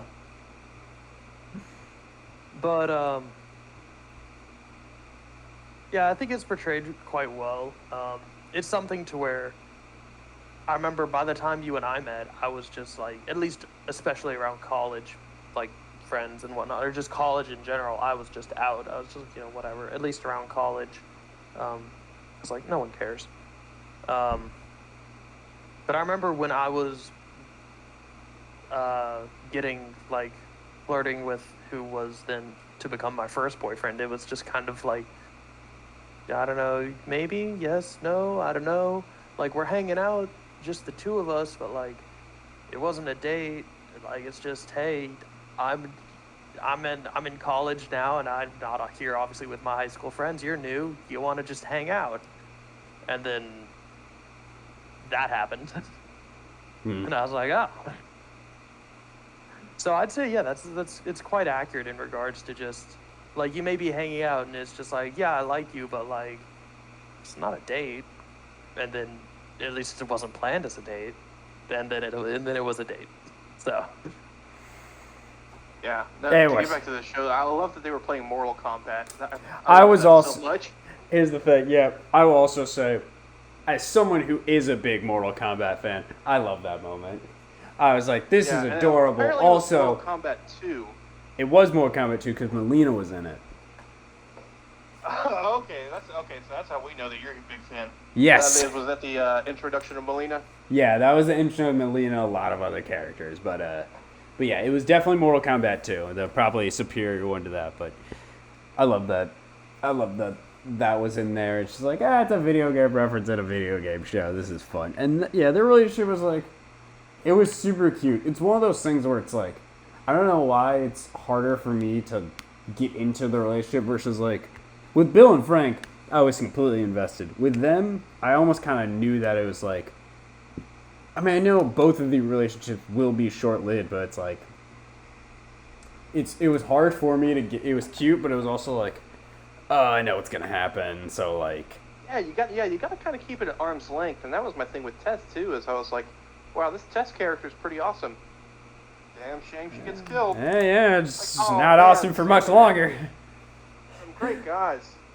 Damn shame. So like, I almost kind of wish that I had come into it like without playing the video game, but at the same time, there is no way I would pass up the experience of getting to play the video game. No, it's interesting. I will say it was always interesting, like seeing other. Like I have a coworker and we talk about this show a lot, and he has never played the video game. He never had PS4, but he's been super into the show, and like we'll talk about it, and he's like, I was freaking devastated about like Joe and Frank. I was like, that's new, but even he was like, yeah, I kind of knew this was gonna happen with them. I'm like, fair, but it's been interesting watching people's perspectives who this is their first experience with The Last of Us.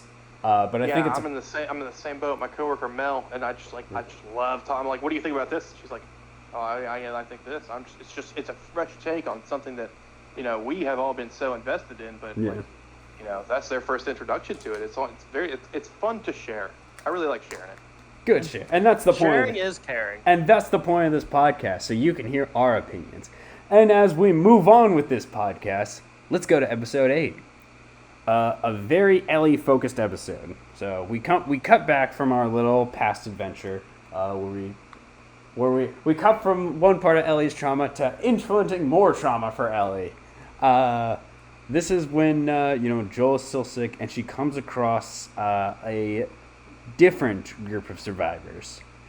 And this is where nice Christian fella. Yeah, good old David. Interesting. So this is another moment for me specifically. I should say, this is the episode. Our friend Troy Baker, who is the original voice actor, comes back as, but now he's playing James. David's kind of, just buddy. Just good old friend. And here's the thing. And you guys might agree or disagree with me. But in my opinion, I think the TV show David is I think he is better portrayed in the show than the game. And here's my reasoning. Because in the game, from a very, very early on that he is creepy and he is weird and he should not be trusted. Like, you can kind of figure it out pretty early that He's not a good dude. In this, though, he plays it a bit different. He plays it kind of a bit more like, maybe he is a nice guy. Maybe he's not all bad. He's still a monster, but, at the end, but you wouldn't immediately get that. At least that's how I thought. What are your guys' thoughts? Would you stuck in that, or do you think I'm wrong? Randy, I'll ask you. I mean, from an outside perspective, with like just the first time you get introduced to him, yeah, he looks like just a fine dude. Yeah. He's trying to kind of keep these people together in this very difficult time and whatnot, but ultimately, as we learn throughout the series, he is not a good dude. No. Not at all. No, He's a bad dude. He's a cannibal, and some would say a pedophile. I don't think some would some say might he say. is. Some might say, and by some I mean Ellie and everyone else. But Ellie he and all probably the people wouldn't who say had the that. journey with her. Yeah. And so my introduction to David in the video game is I was like, all right, there's something a little off about this dude. Like, why is he sending what's his face back for medicine? And then like you have this whole sequence where you're playing as Ellie, and you and David have to take on this horde of infected flickers and finally a bloater. And God forbid if you don't have any of the nail bombs on you, you're absolutely screwed. But so that in the video game, when you face that horde together, you've gone to battle together. I was like, okay, this David dude, he's a kind, he sent what's his face for some medicine from a Joel. Yeah. And he helped me kill a bloater, and so I guess everything is gonna kind of end up okay. And then he sits down with you after everything's all said and done, and he does that same shit he says in the show, where he's like, "Yeah, kill one of our people, and this maniac's traveling with a little girl."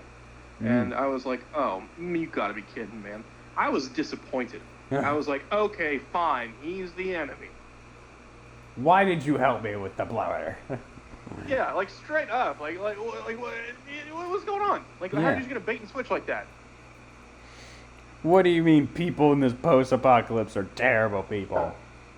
Yeah, straight up. No, but I like David. Well, I don't like David. He's a horrible monster. But I like that you see how he kind of leads the community and why they kind of follow him. Like, it makes sense. He's still an awful person that's forcing people to eat other people, which is one of the big twists. Is that the whole thing about this is the way this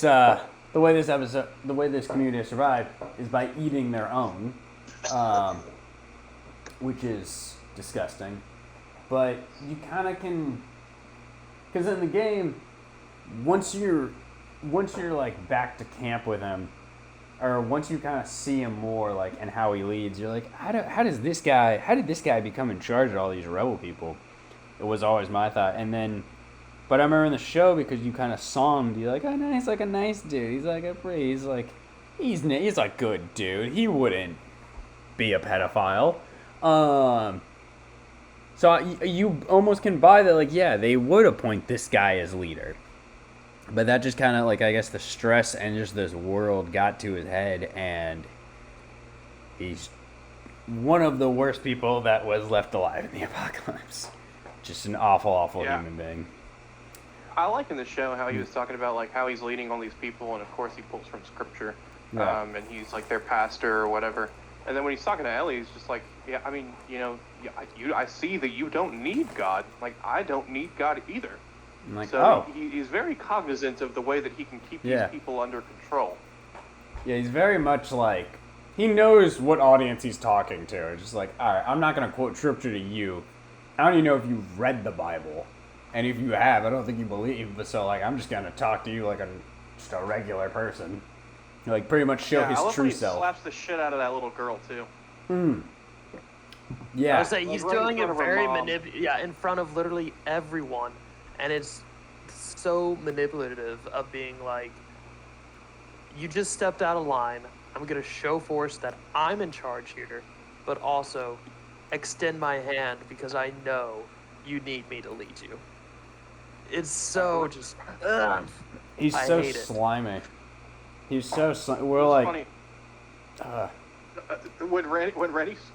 When he slapped that kid, Randy laughed so hard. I did. I was like, what? it's like, oh, what? You sad because your Yeah. dad died and I'm basically forcing you to eat him now? Yeah, it was like, bitch. got him. Oh yeah, yeah. When he was like, oh yeah, the ground's too cold. We'll bury. The ground's too cold. We'll bury him in the spring. Yeesh. You're like, "Here's That's some not dad's true. Soup. Also, when they were eating, I saw it was like everybody's got little bowls, and so I assumed that the bowls are mostly like water gruel type situation. David got a big fat plate full of human in front of him. Yeah. He was Like, hungry. come on, man, spread the love. And you know I know, what's right? something else that's kind of noted, and it's only very quickly, but Troy Baker's character, Buddy, it's His seen name's that- James, by the way. Not James, actually Buddy. Anyway, you see that he takes a bite, like he's real hesitant to it, and he takes a bite of it, and he's like, "Fuck, it's good," but like he knows what it is, Yeah. and he's just like, "Fuck, it's good." Oh no. Canned tomatoes. Nice little soup you got going on here.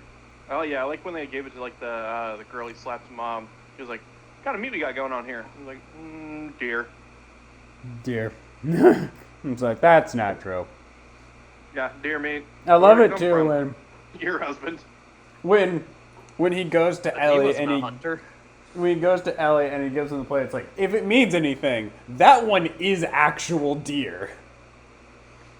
Which I'm not gonna I lie. like that about David because he's not bullshitting her. Like he's very upfront with her. It's like, that one's deer. Now the next meal after that, we will see. Could be you. Also, like, who is in charge of cleaning up that slaughter room? Like, the whole thing looked pristine, and they left an ear on the ground. Like, if you got if you got any kind of like regulatory agency, Yeah. that would get shut down immediately. That was a good point. There wasn't like much blood or anything else, but you missed a whole ear. Yeah, a whole ear, like But- blood smeared on the walls. You'd be like, yeah, that's understandable. They missed a little bit of an ear, but Because yeah, here's the thing: just an ear. if Ellie just saw blood, she'd be like, "Oh, you killed the deer or pig's here, whatever." You don't automatically assume. I mean, she might, but he could just say, "Oh, it's it's animal blood." But when you see a human ear, Yeah, it's really hard to pass that off as some kind of, and I think that's wasteful too because that's cartilage. You could, That probably- if yeah, you that cook probably- that long enough, that ear it could gets- probably yeah. keep Becomes feeding that- that little girl that you were that you slapped the hell out of. You know? Yeah, I was about to say. I mean, give her a little bit more of her father. Yeah. Give her more of her father.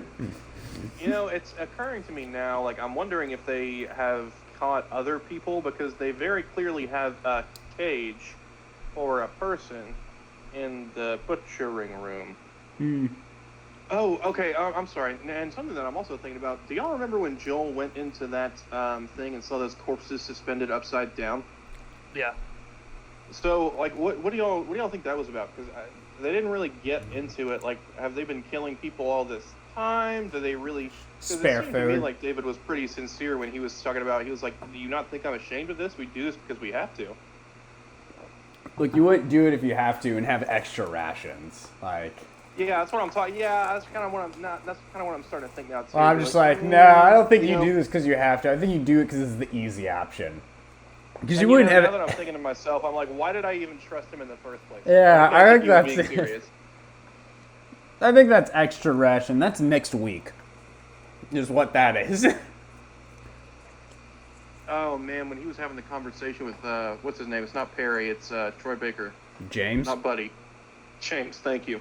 And they were like, how much longer do we have the rations? Yeah, a week, maybe 2 weeks. Maybe he was talking about those corpses. I think that's what he meant. I think that's what the rations he's talking about. Yeah.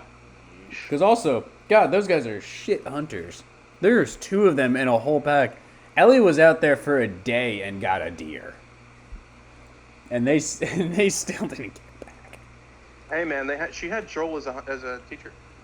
I guess, yeah. I think that's a testament to the excellence of Joel. Yeah.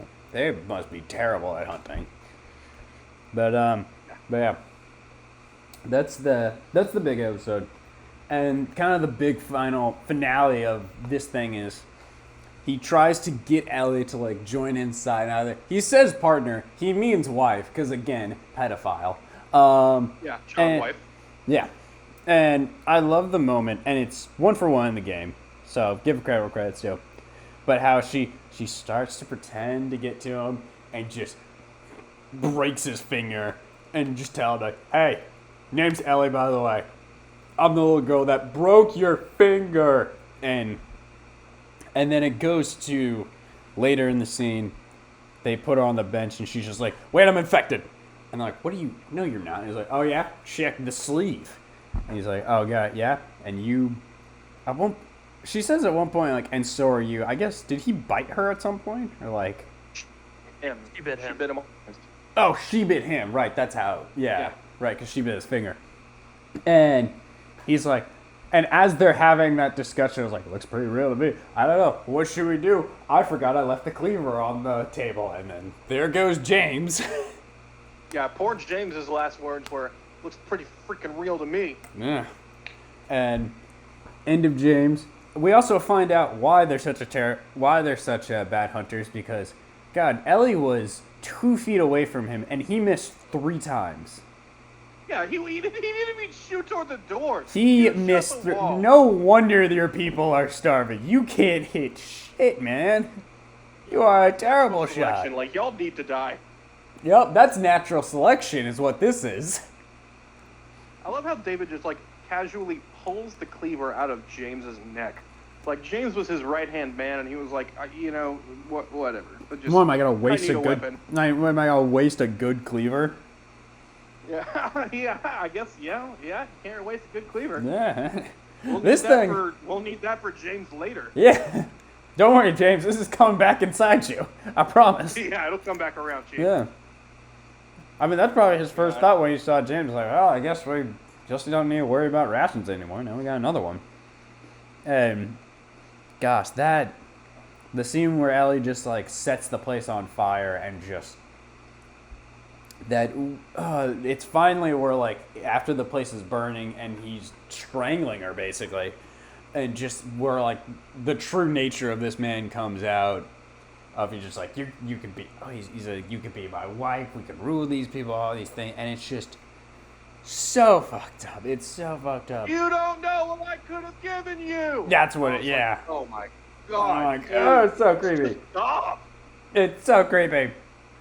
Gosh, no. Yeah, and then when he was on top of her and he was like, "Biting's my favorite part," I was like, "Fucking kill him." Oh my god.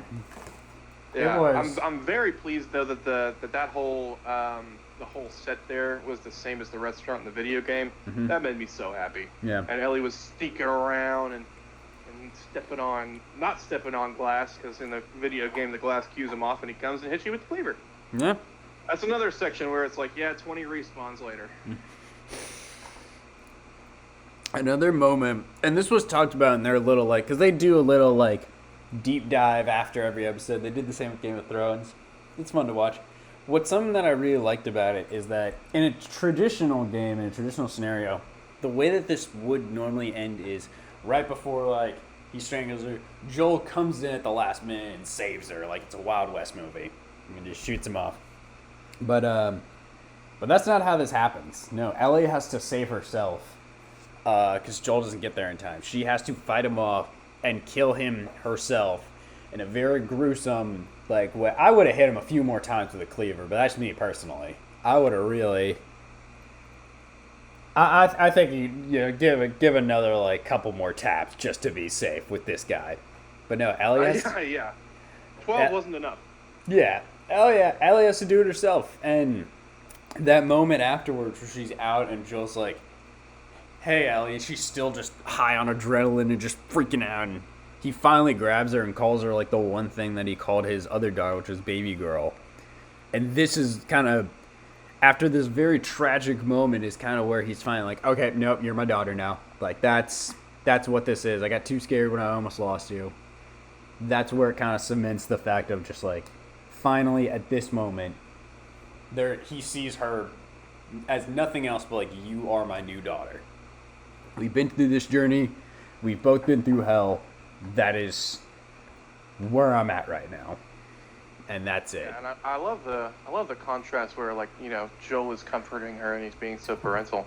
Mm-hmm. And because earlier in this episode, man, that scene where he was interrogating those two fellas, that was brutal. I didn't He even bring stabs it. that guy in the leg and he says, I like the contrast between where he's being so parental into her and so paternal. Because early in the episode, when he's torturing those two guys to try to get her location, and he stabs that guy in the knee, and he's like, "If you don't tell me, I will pop your kneecap off." Yeah. And I don't know how human anatomy works, but I believe he meant that literally. Oh no, it's. You ever gotten a shin splint? Like, you ever I banged haven't your? got a shin splint. No. Okay, now imagine someone taking your shin off. Is essentially what Joel was doing to that man. Oh, I mean, I've dislocated a kneecap twice, actually. We can talk about that on a later podcast, but I tell you, it's not a fun feeling. No. No. Yeah. And when he moved over to that other guy, he was like, "Come on, man, we told you everything." You're like, "It's all right, I believe him." Beats him to death with a lead pipe. He didn't need to do that either. That's death. Like, that's such a dark thing. It's like, you had a knife. You have a gun. You don't need to. he just- Go ahead, Randy. yeah. Oh, Go on. Randy, are you there? Yeah, I didn't say anything. Oh, I thought you said something. Sorry, I thought you wanted to bring something up, but gosh, it's such a dark thing. Randy, I will ask you a question because I haven't heard from you in a while. Tell me a little bit about, like, Joel's character at this moment and, like, the very stark difference between his violent nature towards random people and then versus how he treats Ellie. Yeah. I think he gets particularly violent when it's something that is related to a goal he is trying to reach. Or in this case, like protecting Ellie. But it was the same thing. Like, I think the reason he was so violent towards these people is because, like you were saying, well, Ellie, you're my daughter now. Yeah.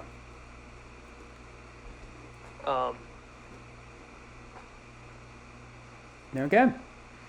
Yeah, that's really all there is to it. I Yeah. mean, it's just the only reason he's so violent is because the person that he loves and sees as his daughter is in danger. Yeah. Ellie plus potential violence equals Joel mode. Yeah. Almost unnecessary love violence it. to the point, because like I said, he didn't need to beat him with a lead pipe. Sadistic.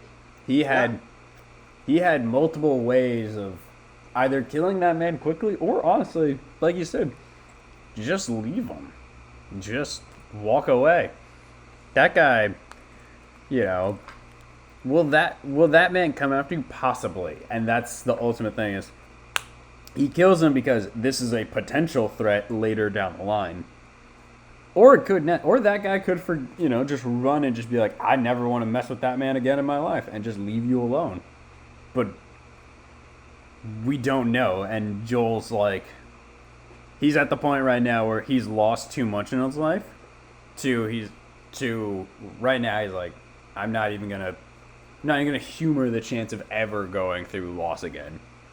Which brings us to the big finale, the big episode 9, where they finally make it to the city. They find this Firefly base, and there's the beautiful scene of before they make it to the fate, they find a giraffe. This last bit of like just kind of beauty and wonder. Oh, I skipped the actual beginning of this, to where one of my favorite. We actually meet very different from the game. We meet Ellie's mom in Ashley Johnson.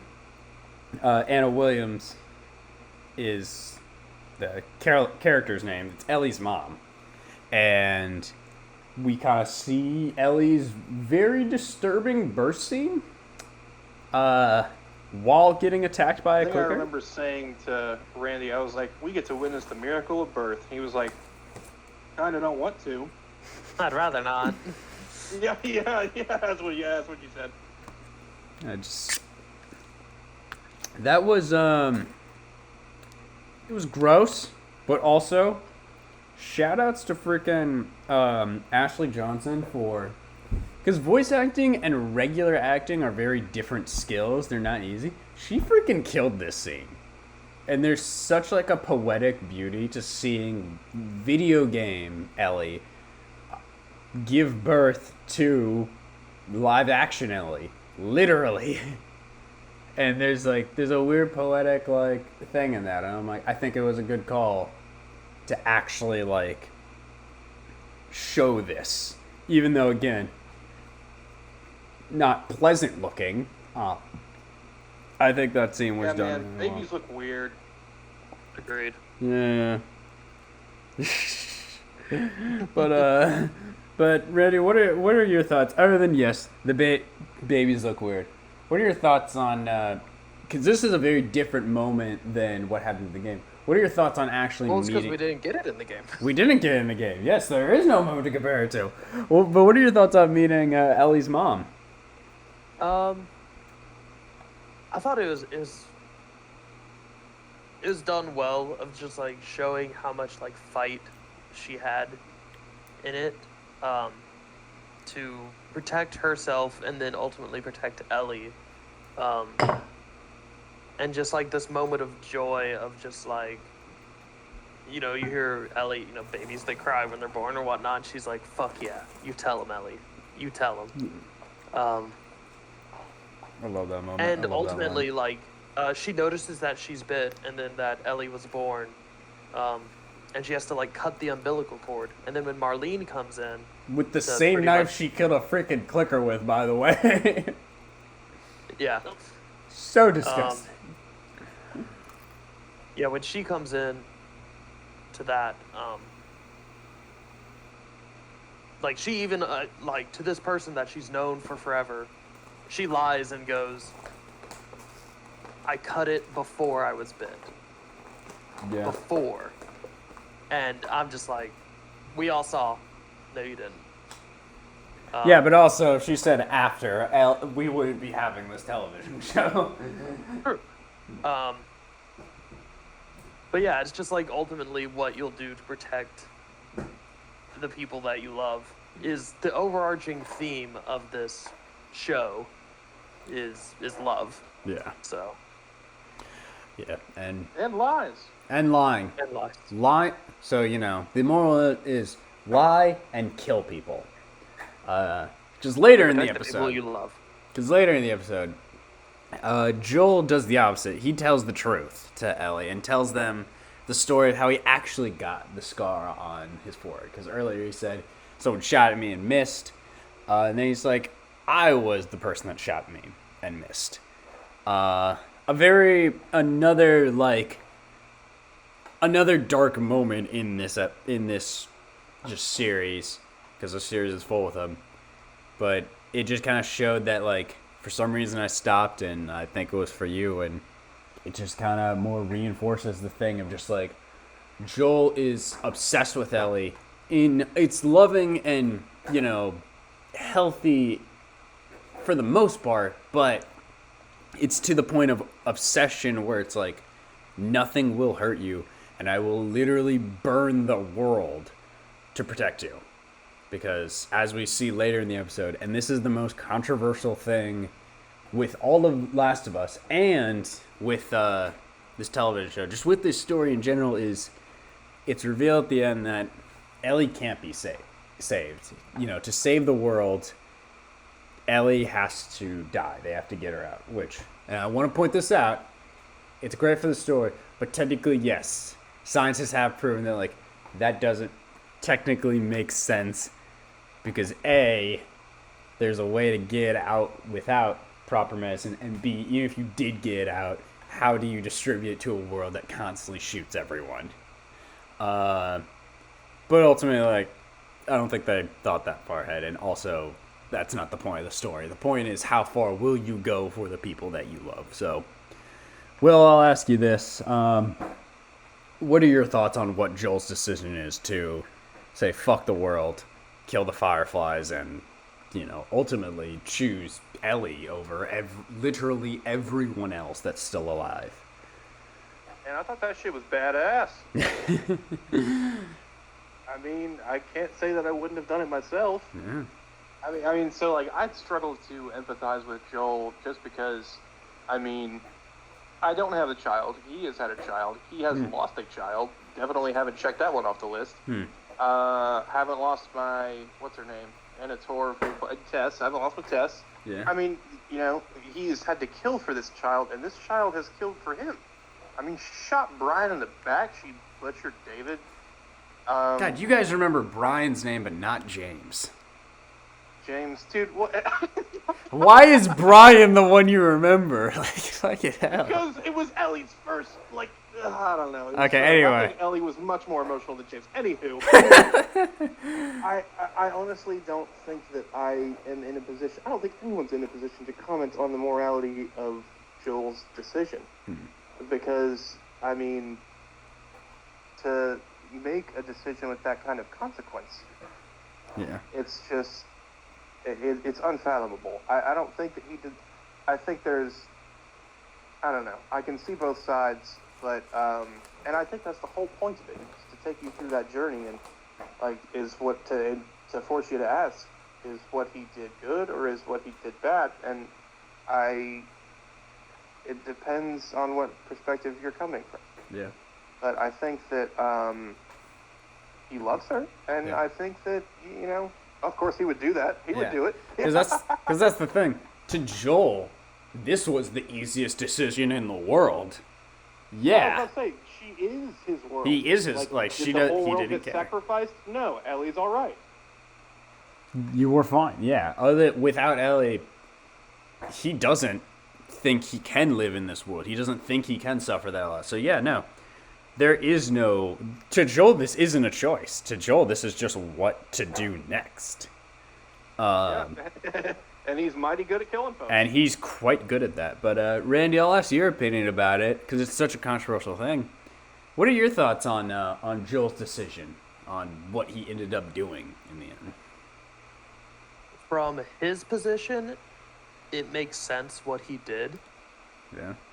Now, whether it was the right decision morally, no. Yeah. It's not. But if I had to sacrifice my child and to save the world, as a parent, I see that as exceedingly hard for someone to do.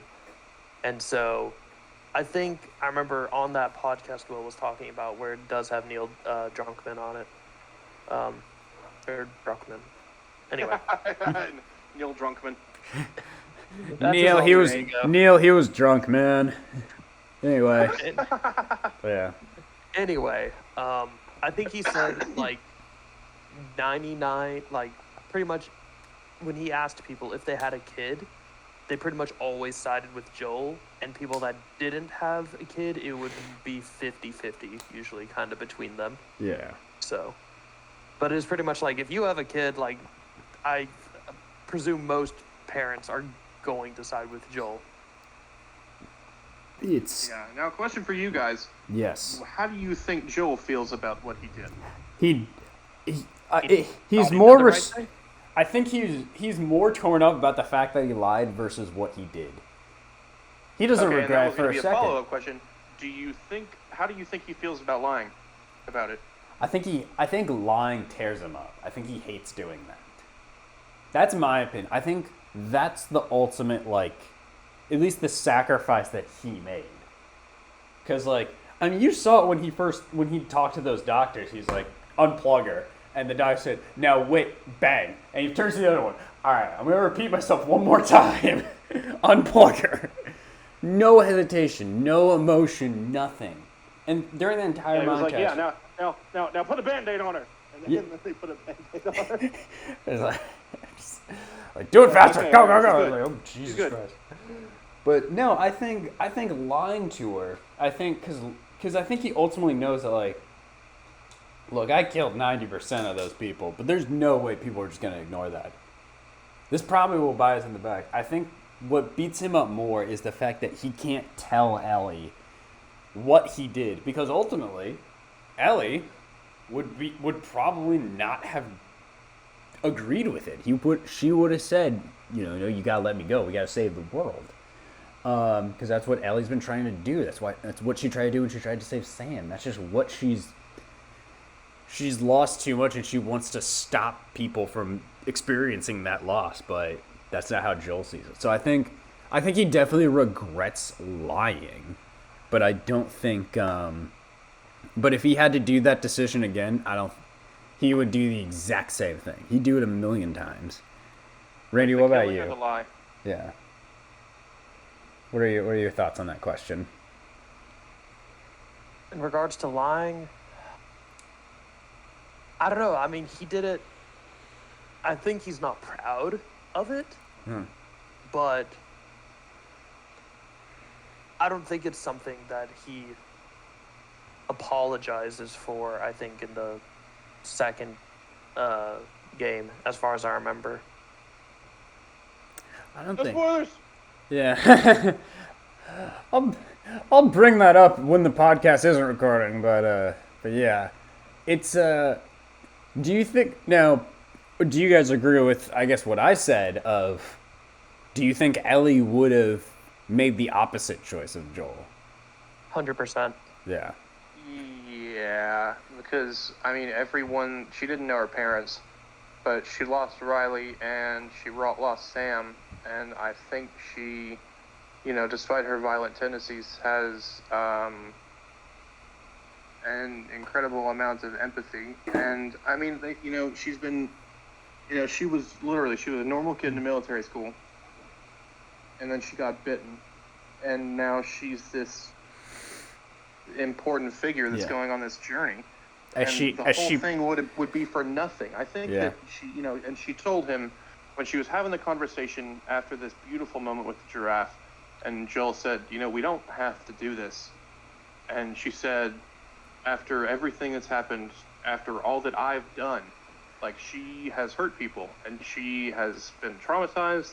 And I think that if she's like, I don't know, what is it, a yard away from the goal or whatever, I don't play football, I don't think she would turn back. I think she would have definitely done that. I think she would have made that decision to be sacrificed for not even like 100% for a cure, for the possibility of a cure. I think she would have done it. Yeah. No, I think you're completely right. No, I agree. Definitely. Now, do you think that Joel lied to Ellie for Ellie or for him? He did it for Ellie. Like I said, he doesn't regret what he did. He'd do it again. He's like, yeah, no, whatever. He knows what he did. He did it more so. Yeah, no. He did it more so Ellie would not be mad at him, so that Ellie would stay with him. Okay. So I guess the way that I phrased that question was kind of bad, because I kind of filed that into the category of he did it for him. I guess, yeah. I guess that's fair. To have this fractured relationship. Yeah, I guess that's fair. Yeah, he did it so Ellie would not leave. Is ultimately why he made the decision to lie. To be like, no, because if you knew the truth, you would run. You would go to some other Firefly base, and then just this whole thing would happen again. Because they know. I think so. Yeah, and I'm gonna have to come, and I'm gonna have to kill everyone. And I'm gonna do this again, and at a certain point, I'm gonna run out of bullets or people to shoot. How fucking toxic is that? Oh gosh, when you put it like that, when you put it like that, I start sympathizing less and less with Joel. Not gonna lie. Because the more that we talk about this, I perfectly accept the criticism that Joel is not clearly Joel is not a hero. Yeah. He's an anti-hero. I think he's a fucking villain. That's some villain. I think Joel is a villain, and I don't know how to process those feelings. And I think that is the purpose of the entire show, of the series, and I applaud Neil Druckmann for it I guess kind of forming this emotional thought experiment. It's like the worst. I don't know how to feel. It's the worst version of the trolley. It's the worst version of the trolley question where you know the wrong answer, but there's one guy that keeps doing the wrong answer. Yeah, like well, I mean, so I don't even think that so okay, correct. I briefly went over that in ethics class. The trolley is like you got a person that you know and like on one end, and 5 people you don't know on the other end, and you have to switch it. So okay. I personally, I don't think there even is a right answer to that. That's why it's kind of just like a moral conundrum. Like I don't know. And this is like it makes me mad that I watched this show. Because I was stress eating until like 4 in the morning the night of the season finale, and I just thinking about it again. It's such and then when season 2 comes out, yeah, I'm gonna be gaining all kinds of weight. Oh my gosh. Oh no! See, I had to watch like Sponge. Yeah. I didn't know about this. Yeah. Sorry, Randy. Yeah. Yeah, because season 2. My BiPAP off, and I got out of bed and started eating. Yeah, season 2 brings up more of those moral questions. But like I said, we won't get into season 2, and I'm not even gonna ask you about your hopes for season 2 because we know what it's gonna be, and we'll talk about that when season 2 does eventually come out. But that's The Last of Us. A lot of big thought questions, a lot of deep dives into it, but no real, like Will said, no real good answers. So.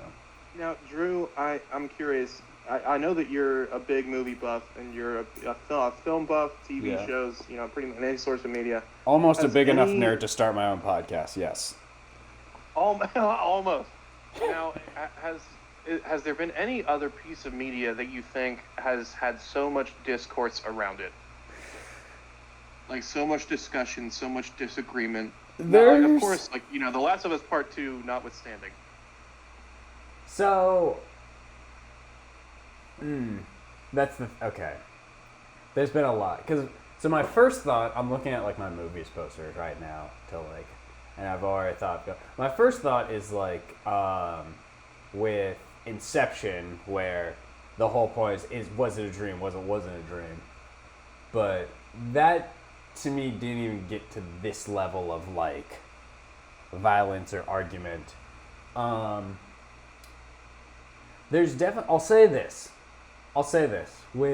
There's nothing that comes to mind immediately, but I can pretty confidently say, at least in the terms of video games, which is what this originally started as, I don't think anything was as big or as thought-provoking until this point. At least there might be similar questions in game, but nothing did it like Last of Us, where everyone was talking about it when this first came out. And again, everyone's talking about it now that it's brought up back again. So at least in the term of, I don't want to say all media, because all media is a lot of things.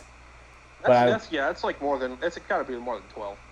Yeah, at least. It's maybe it's probably 13. But at least in the terms of video games, I'd say because like we said, video games traditionally aren't big thought pieces about their story. Some are, and some have been very good and very engaging on similar issues, but Last of Us kind of took it to the global scale and really showed people what the potential for these video games could bring. So, that kind of answered your question and not answered your question. Sorry, I talked to politics a lot. And it's an open-ended question, so it's a little ambiguous. Yeah. So video games, I 100% agree, hands down. I mean, there's nothing that I can think of that. I mean, it's just it's fairly unique, and that's why I was so excited and also kind of simultaneously feeling a little sick when it was announced that it was going to be an HBO show, because we've seen endless numbers of video game adaptations. I mean, look at Resident Evil. Look at what they did to my boy. I mean, they murdered my sweet bride. Gosh, we need to. Know. Yeah. You'll be interested. Neil Druckmann was attached to it. That made me feel a little bit better, but now that it's fully said and done, I'm glad that I think it was an excellent adaptation. Yeah, not a reproduction, but an adaptation. Yeah, I agree. Randy, what are your final thoughts with this adaptation? You happy with? You excited about season 2? I'm excited for going on to season 2, and it was definitely is well produced, well written, faithful to the game, but made changes where appropriate that I think bettered the story for what the show was trying to preach as its theme, which was love. So. All right. Well, that is everything with The Last of Us, because we have been talking for a while. So, before we finish off with this podcast, as always, we finish this with our fresh picks of the week. This is what we've been playing, listening to, or watching in our own free time. And, Randy, what is your fresh pick of the week? So my fresh pick of the week is a band I've been listening to for the past probably like 2 weeks or more, called Sleep Token. I'm sure some people have probably heard some of their audio, like probably part of their song called The Summoning on TikTok at one point. I know it was a big sound that was used for a little bit there. But it's this metal band that I think when we were looking at it earlier, are German. Their lyrics and their songs are in English, but I think they're from Germany. Or at least their names seem of German origin. Yeah. And so I know when I say metal, everyone's like, "You gross screamo." No, not all metal is screamo. But they add this, like, particularly in the song that I recommend to people. It's their most popular song, called "The Summoning."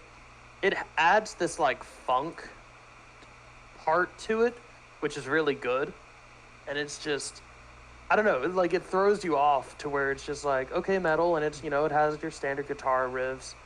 It does have some screamo in it, some screaming. Anyway, but it also has this like really cool like funk breakdown in it, and I don't know, it's just really fun.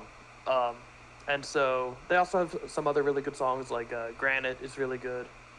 So you guys should check them out. Again, the band is Sleep Token.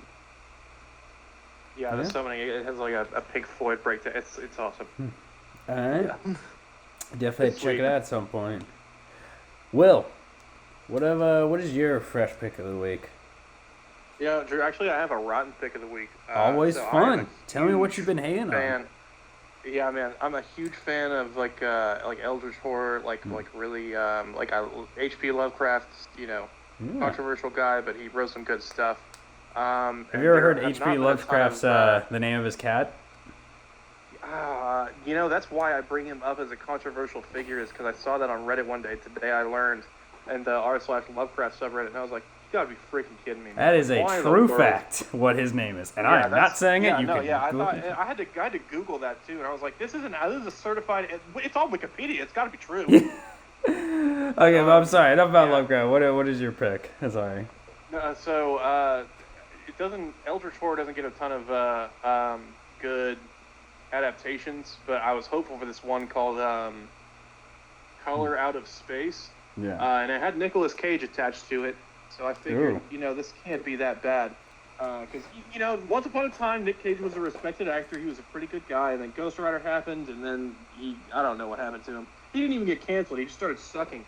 But, man, I tell you, this movie is the fucking worst. I looked at all of the reviews, and I was like, okay, maybe people just aren't into this type of abstract horror. Yeah. No, dude, the movie just sucks. It's got some CW style editing. The special effects are crap. Nicolas Cage character is pretty well put together, and then all of a sudden it seems like he has a mental break, which is not like, I don't think it's like a part of his character, dude. He just starts doing some weird stuff. He starts talking like he's a drama teacher. But this movie is like 2 out of 10. It's not worth. And the worst part about it is because I was hyping this movie up. I was like, oh man, Lovecraftian horror. Randy, let's watch it. Let's sit down and watch this.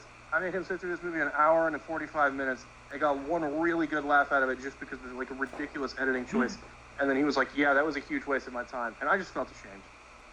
So, have you ever heard of a similar Nicolas Cage movie called Willy's Wonderland?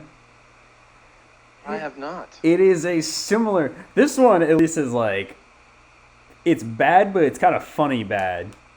Sometimes it's a similar type of thing where Nick Cage takes a quick job as, because I think he got in a car accident or something like that. I don't know.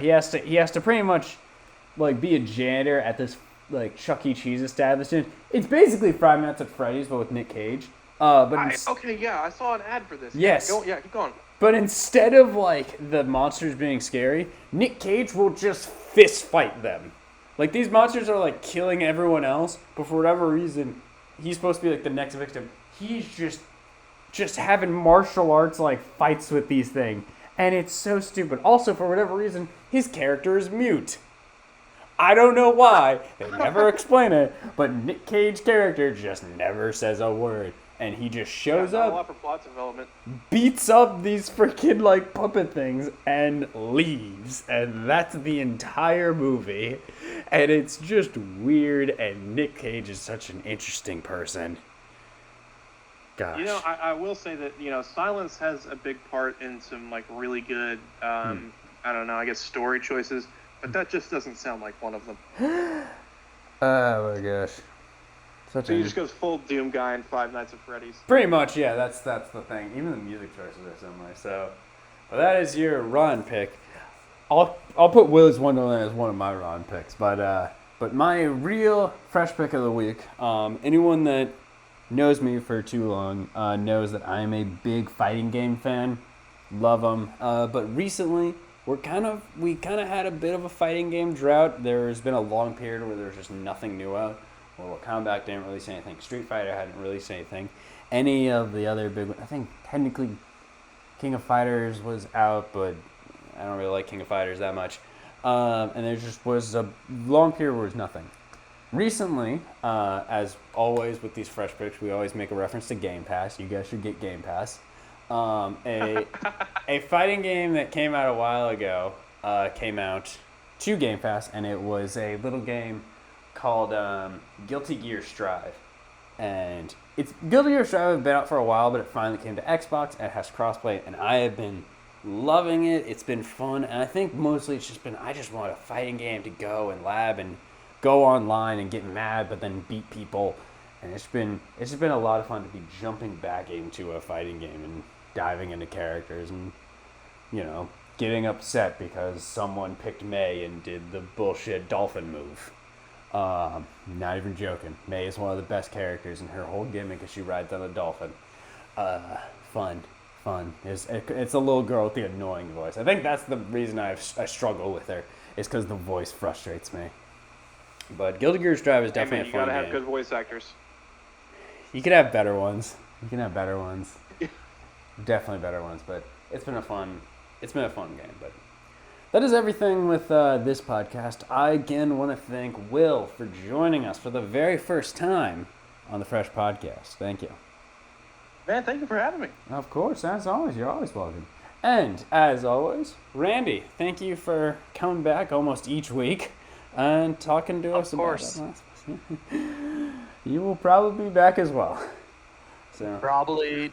Well, no, maybe not next week. We'll see. Not next week. Next week is a different one.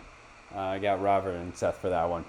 But you'll have to stay tuned next week to find that. But as for now, thank you all for listening, if you listen this far. And as always, stay safe out there. Bye.